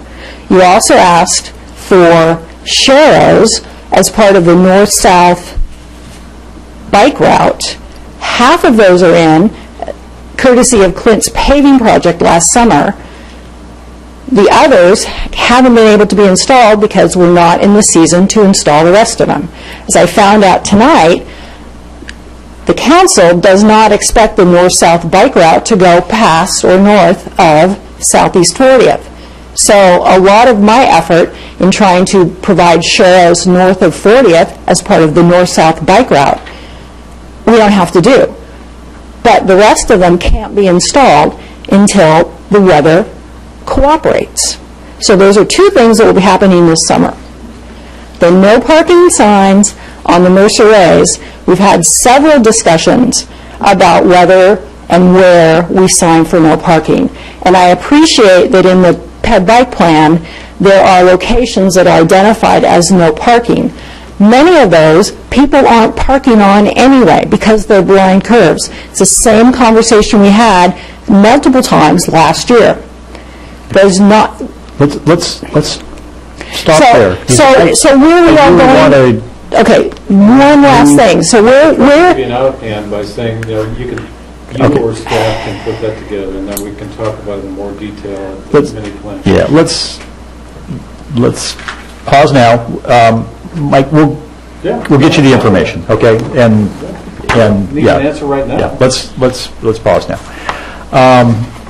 I want to drill straight into the questions Patrick feels like he needs answered tonight so that we can move on, because we're getting late here. So, Patrick, from what you've heard so far, how close do you feel like you are to answers? What are you looking for from us right now? I think we're pretty close. It sounds like maybe the consensus is to get rid of Project D5 and... let me just clarify. Is there anybody who would disagree with that? Mike and I, as bikers, have said, do it. I don't think I've heard anybody. Okay, so let's assume D5. And morph that into a route on 78 past the thrift shop. And take our apologies if the bike ped plan said it was going that way and we're now changing direction. So we're fickle. Okay, so that one's, let's call it dead. And let's see, Project D6, the Island Crestway crosswalk enhancement. Right now it's programmed in year 6, so 2019. If that's where you want it, then that's where it can stay. But I think some other folks wanted to accelerate it. Yeah, but I guess I'm going to ask for help from you on that one. So it wasn't on our plan at all. I saw a passionate plea from a citizen, and it's now proposed to be on our plan, and there's council support for moving it up. I guess I know you, and I mean the collective you here, I'm always impressed with the incremental and thoughtful process you go through in defining when you're going to do what, and starting with Clint's always doing this to me, we're going to start small, we're not going to start with the full meal deal, and then we'll go from there. This one feels a little bit like it suddenly kind of appeared on the scene and is going to suddenly move to the front of the queue. Okay. And so I'm looking, personally, I'm looking for a bit more of a staff perspective on this. And when Clint overlaid Island Crest Way from 40th north towards I-90, the existing crosswalk at 32nd was just 2 stripes and crosswalk signs. We saw that as a perfect opportunity to enhance it, so we improved the lighting, improved the signage, added median islands so you can walk across half of the road and then stop if you have to, and then cross the other half. Fast forward about 5 years, we've got Island Crest Way, that project, as part of the road diet, overlay, and everything else. There were pretty significant pedestrian improvements. 2 locations where we did PED signals, and so the stretch from 40th south on Island Crest, that's considered or classified in the comprehensive plan as a secondary arterial. The stretch north of 40th to the freeway, that's a primary arterial. The difference is that a primary arterial carries more traffic volume. So if we have PED signals at 42nd and 47th on a stretch of arterial that has a little less vehicular volume and is classified as a secondary arterial, it makes sense now that we look at the primary arterial section, that crosswalk that has some enhancements but not to the same level as the ones at 42nd and 47th. Now this is the time to upgrade that one as well. Had we not upgraded the other 2, I'm not sure if I would be proposing this level of improvement here at 32nd. But because we did make those improvements at the other locations, I do feel like it's appropriate now. Okay. I put it in year 6 as a discussion point. I put it in year 6 because of the issue with funding. Okay, so what you need from us then is keep it in at all, and where does it fit, if it fits in? And your recommendation would be to have it in year 6, or would your recommendation be, and I guess you get to weigh in the fact that we've just axed D5, but what would you... We also like to make improvements at the same time that we're doing other work, either on the same street or in the same vicinity. The TIP does program Island Crest Way in that general area in 2018. But once we get the new PCI back, that schedule might change a little bit. It may move forward. Because I think Clint's seeing that condition as not the best shape. So you're going to move ICW up from 2018? Depending on what the PCI shows, relative to all the other streets. Yeah. But that may happen. Makes sense to do. I would anticipate that would happen. So you're... I mean, I guess we're in out years, so this is a bit of a don't care unless we're reeling it all the way in. Mr. Mayor? I'm kind of, I understand, not that anybody else does, but I'm comfortable, let me put it that way, I'm comfortable with what he's doing here, and basically it's wait for the PCI, and if the PCI shows that Island Crest Way north of 40th needs resurfaced, then that's when you'll improve the 32nd crosswalk. Is that what you're saying? I'm saying tie it to Project C7, Island Crest Way, 3100 block to Southeast 27th. Which is a function of the PCI? Which is slightly north of this crosswalk. It will be a function of the PCI. Yeah, so... And then, so if the Island Crestway paving shifts, then the crosswalk could shift, unless you want to make it standalone. They don't have to be together. That's what concerns me, is if it doesn't shift, then we still have it out at 2018 or 2019. And there's two projects that I've heard from the community about. One is 86th, crossing 40th to the mega block as a potential safe routes to school.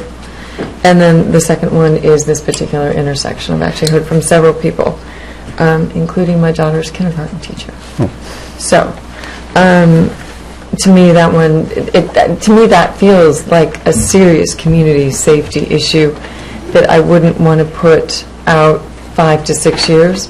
I can understand if we do bring forward Island Crestway that we tie the two together for any potential medium to small savings. But I'm not comfortable just leaving it hanging out there.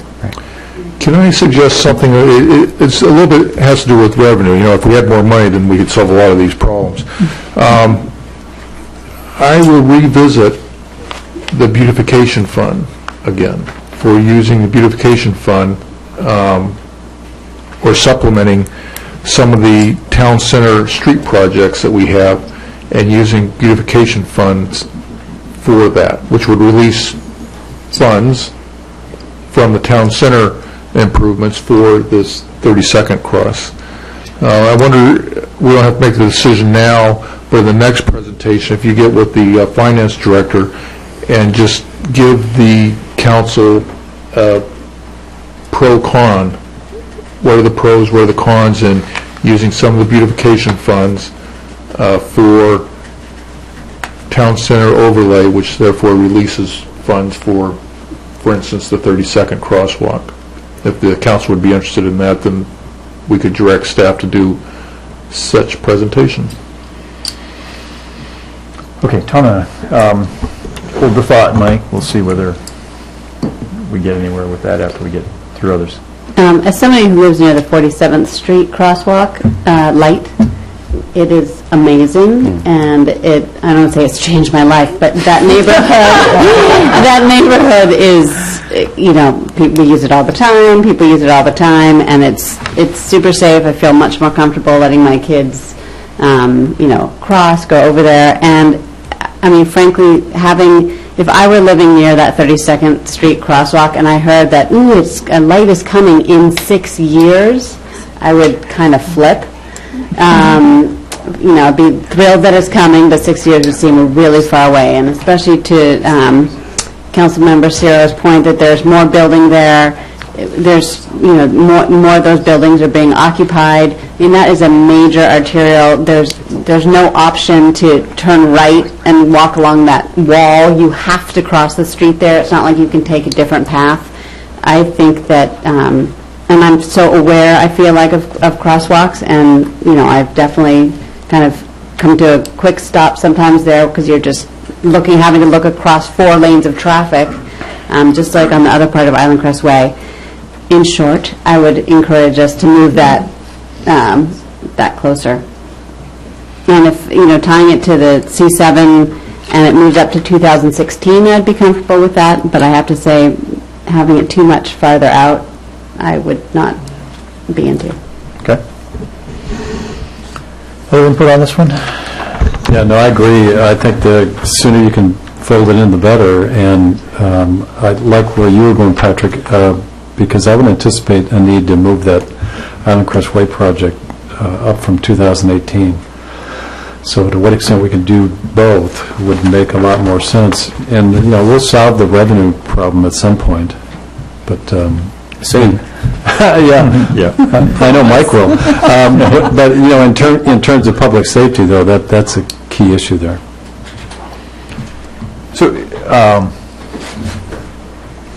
let me ask the obvious question here, I guess.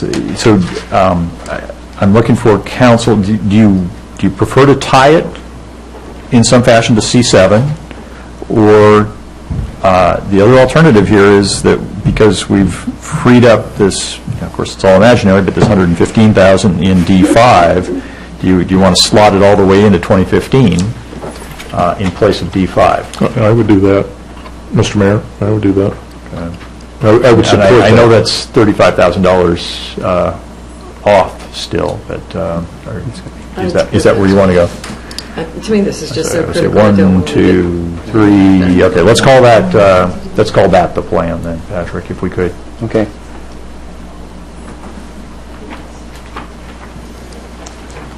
So then what about D5, the morphed one along the thrift shop? Are you comfortable with reprogramming the timing of that? The thing that we look at, staff-wise, is how much we spend per year. But you've got pretty good shoulder there going uphill already. I think minimal change is needed there from my perspective. Maybe a bit of signage, but that's, the 40th is the problem, and 40th you've got scheduled for changes, so I'd sit tight until you get to 40th and then do 40th right. I'm speaking for myself here. I don't want to speak for the council. Yeah, no, I agree, because I use that frequently. Matter of fact, I did today. So I think maybe a couple signs and some paint, and you're good to go. And you've got that already embedded in your O&M budget. Okay, so you're talking about from the thrift shop up to 40th. That's the segment. Yeah. Right, okay. Yeah, and we're saying that we think that's in pretty good shape already. Yeah. And I saw a sort of worried look from you. Are you? I know. We're not trying to get any more work in. Yeah. We're trying to help you. Okay. We're here to help. We're giving you moral support. Thank you for all the help. Yes. It hurts. So I'm skipping down to F4, the multimodal summit outcome. Is there anything from a standpoint of the TIP that you feel is going to be available to us as recommendations at our next meeting? If we bring this back, I guess I don't want to try and adopt it. Personally, I don't want to try and adopt this tonight. I'd rather give this another meeting. I'd like to get Dan an opportunity to weigh in with this. I forgot about that. Let's get this thing approved. If there is something out of the multimodal summit that you think ought to get slotted in, maybe you can bring that to us at the next meeting, because it sounds like there was a tremendous collection of good ideas. It's just been reducing that to any dollar amounts that you want to go forward with. Well, Bruce, if I could make a suggestion too, the kiosk idea, Ann, you brought up, we've talked about before. I think that's a great talking subject with the chamber in finding a way, kind of like what we've done with Bruce to get additional funding for Parks and Recs. But, I think we should really reach out to the businesses and the developers on the island to find a way that, maybe they can help sponsor or at least help fund some of that. And then they could, have advertisement or whatever, wayfaring to their business, those kind of things. I'm always one to protect the beautification fund, but I think this would be an appropriate expense for a beautification fund too. And I think, the Arts Council might be interested in what the kiosk looks like. I think the Chamber of Commerce would be real interested in placement, and so, anyway. And so we just created 5 meetings. Got a headache coming on. Yeah. Can you do that for the help? Kiosks. If you just take away kiosks, sound like a good idea. I think you've captured the... Okay. I think enough. You agree with me? Plenty. Thank you very much. Let's call it quits. Yes.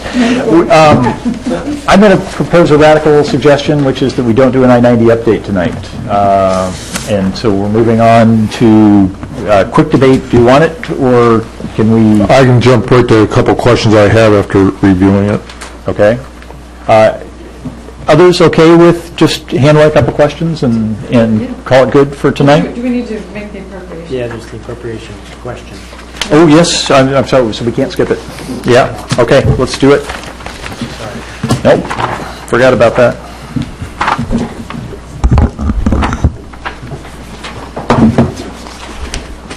I was trying.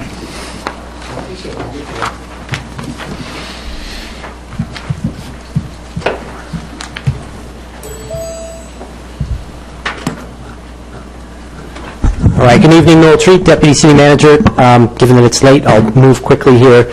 Status report, budget and appropriation, and then questions. On the status report, as you know, EIS now required. The Governor signed the legislation today, so that is now effective. We're preparing a letter to WashDOT about how we think that EIS process should proceed.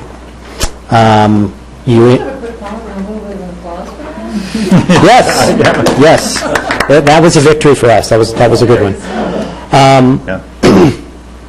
So the special session is underway. There's, of course, still transportation funding discussions, and we'll continue to watch that.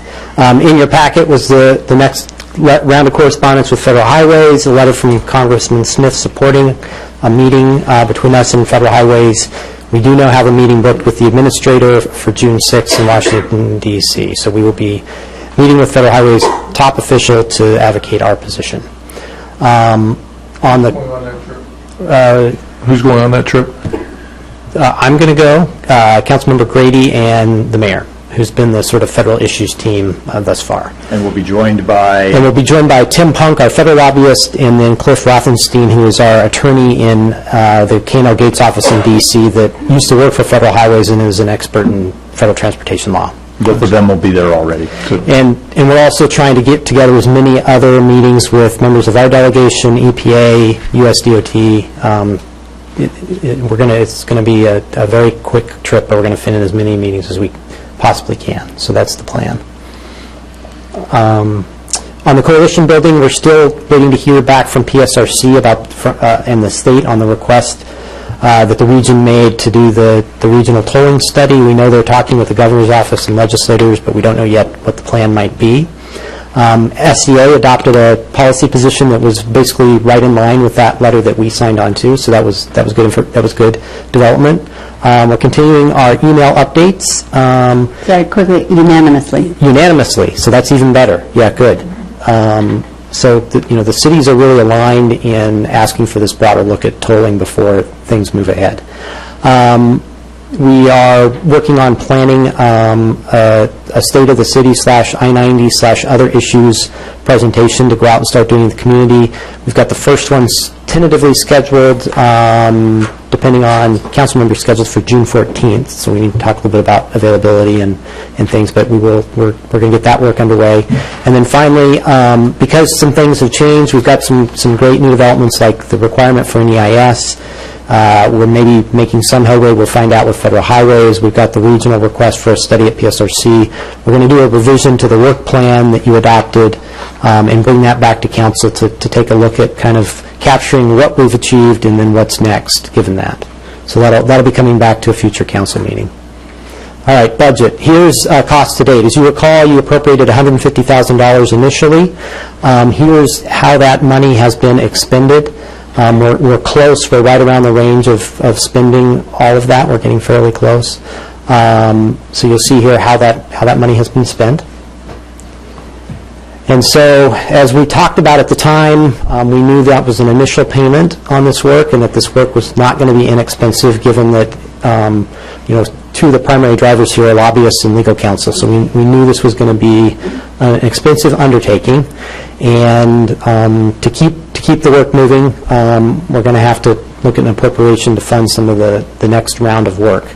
And so we're asking the sort of next phase of this, $125,000. You'll notice that the motion in your packet asks for only $100,000. That is because, as Chip has reminded me, you already earmarked $25,000 of the general fund carryover for the I-90 project. So technically, all we need is a $100,000 appropriation out of the contingency fund to fill this out. And so right now, this is my estimate of how the money will be expended. As we go into the EIS process, we're going to need legal counsel there to advocate our position. We're going to need continued support with Federal Highways, some continued lobbying and communications, and then potentially some traffic analysis. We're not sure about that one yet. But all that adds up, and so that gets us to about $125,000 in new funding that will need to be expended as we take our next steps. So I don't understand the potential traffic analysis. Why are we not getting ahead of this and hiring NREX to do the analysis? We're having discussions with NREX, and we might go there. And I can talk with you a little bit further about what we've learned about what they can and can't do. When we flesh that out, we can make a decision about whether to go ahead with that or not. So we have been talking with NREX for a little while now. It's just a question of what their data can do and what it can't do. So but before we sign up for that, we need to just make sure we know what we can get out of it. And I'm happy to talk with you more. Okay, fair enough. Okay, no. That's where we are. Nope. Okay, so I'm hoping for a motion. I move to appropriate $100,000 from the contingency fund and authorize expenditures for legal and consultant services and other costs related to continued implementation of the city's work plan to address the proposed tolling of Interstate 90. Second. Any discussion? Just to thank you, Noel, for staying on top of this, and particularly the EIS issue. And I think part of the discussion we'll have later, too, is even though we've been given the green light from the state to go ahead with the EIS, now is a good time to start articulating, okay, what do we want as purpose and need, what's the extent of the study area, a whole laundry list of alternatives, et cetera, that I think we're all going to put our heads together and come up with a detailed list prior to that meeting start. Absolutely. And I want to actually, thanks for bringing that up. I want to underscore that just a little bit, because while we do have the legislation requiring the EIS, there's still some advocacy we need to have in that process, because when I last met with WashDOT, even though they knew an EIS requirement was coming, they were still trying to keep it extremely narrow. So we want it to be broader. We want it to be linked up with whatever study the PSRC does.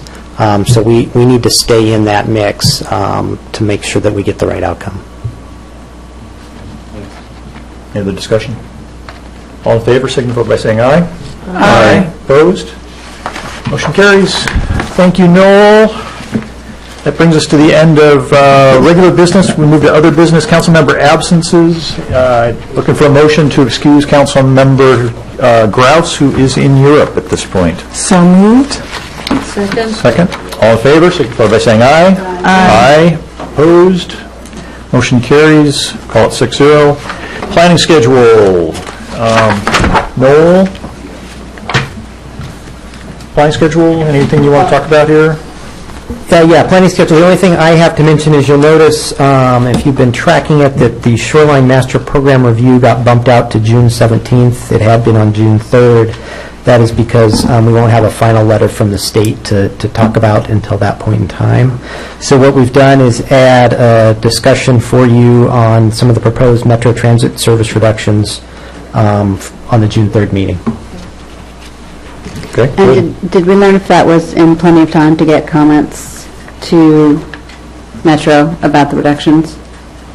Actually, I don't know the answer to that question, so let me check. Okay, that's it? Planning schedule-wise.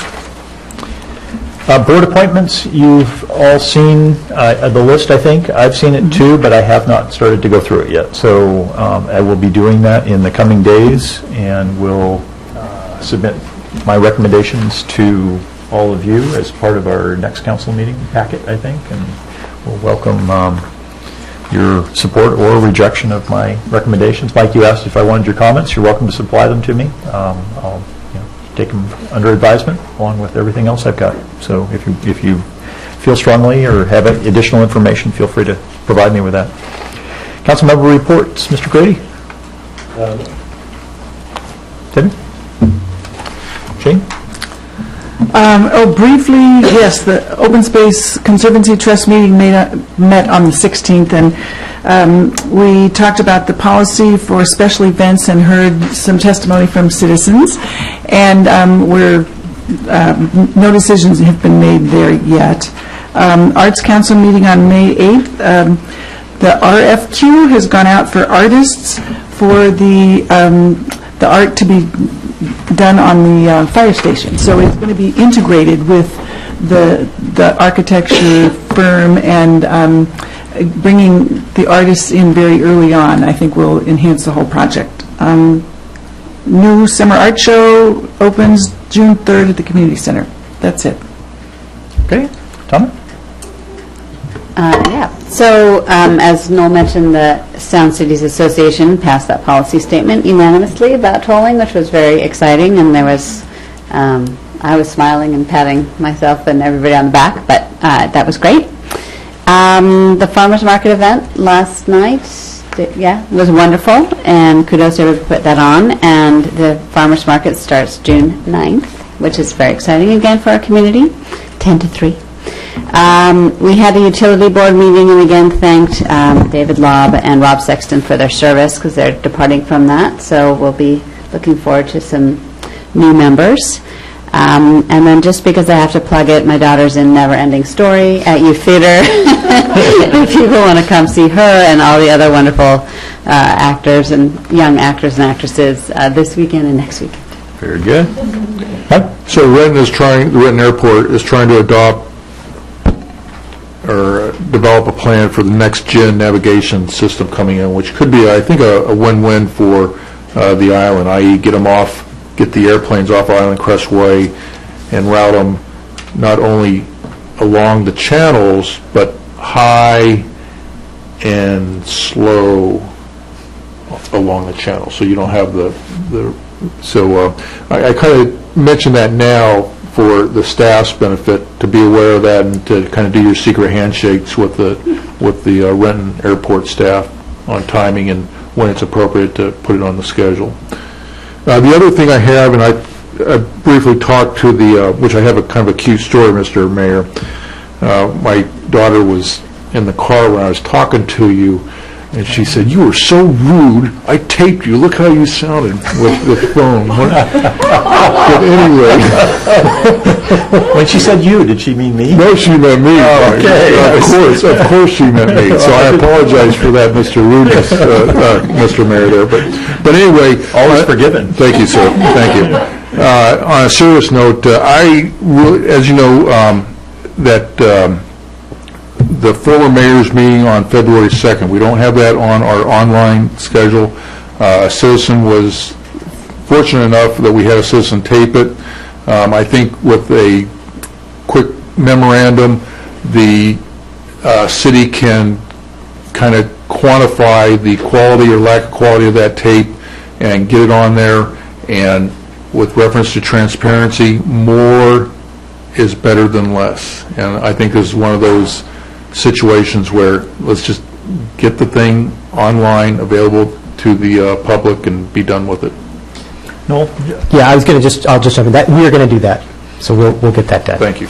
And in addition, we had talked a little bit about policy question at the mini planning session. We've had some further talk about this and decided, we probably ought to just let's make it the policy that we're recording all our meetings, planning, at least from an audio perspective, and put the thing to bed without a bunch of debate. There you go. If somebody's up in arms about it, let us know. Yeah, so the plan is to not be back at this point again on a meeting like that. Even those more informal discussions like the mayor's meeting, we'll always have a recorder. Yeah. Okay, I've got a couple. Aubrey Davis Memorial was attended by about 300 folks, and it was a very nice event with some great speakers. And I read the resolution. There was a lot of applause at the idea of Mercer Island having a park named after Mr. Davis, so that was well received. After the event, there was a milling around, meeting with people. A woman who looked vaguely familiar to me came up, and I almost asked her name. Thankfully, I didn't. It was our Senator Maria Cantwell. I should have recognized her and didn't. Never met her before, so I was glad. Yeah, who's going to the D.C.? Yeah, oh, goodness. So I was glad. Changing the team. Yes. As Tana points out, the farmers market event was last night. It was well attended and great event, great food, some wonderful auction items. I encourage and thank you to those of you who contributed to it. Are you going hot air ballooning? I am not. We are having a paella party, and my wife is having a toenail party, so we're in for a bunch of money. On a practical note, there is Sound Transit, light rail's coming, and what is also coming is a bunch of art associated with that. I am just I'm letting you know, if you don't like it, speak to me afterwards, and we can rejigger this, but because it's a bunch of money and it is in town center, after conversations with Noel and Rich, I'm intending to pick a council member, pick 2 design commission members, and pick 2 arts council members, and get them all together to kibitz and be our points of contact with Sound Transit on this art concept, because it's both design and it's art. So if you guys are okay with that, I will go forward with that. If you're not, let me know, and we'll try and figure out Plan B. That's all I've got. With that, we come to the end of our regular meeting and move to an executive session to evaluate the qualifications of an applicant for public employment pursuant to RCW 42.30.110(1)G for, and we'll call it 30 minutes, so we'll be back here at 10:58. Is that right? No, 11:08. I just want to, why don't we say 11 o'clock? We'll try it until 11 o'clock and then go from there. Okay, thank you. We are adjourned from our regular meeting.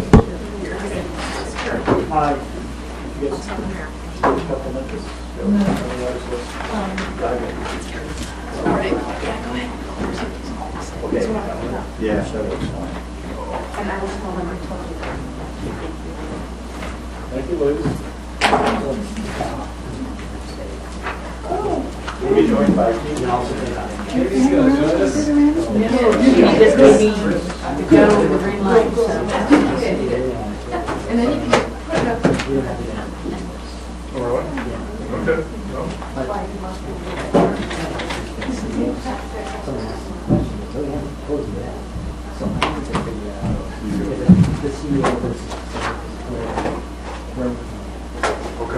For the stationery and my purple envelopes. Was that enough? Yeah, that's great. Okay. I We need have more green just to ask. envelopes too. Yeah, no, purple, that's fine, that's great. Why not? From a periwinkle. That's right.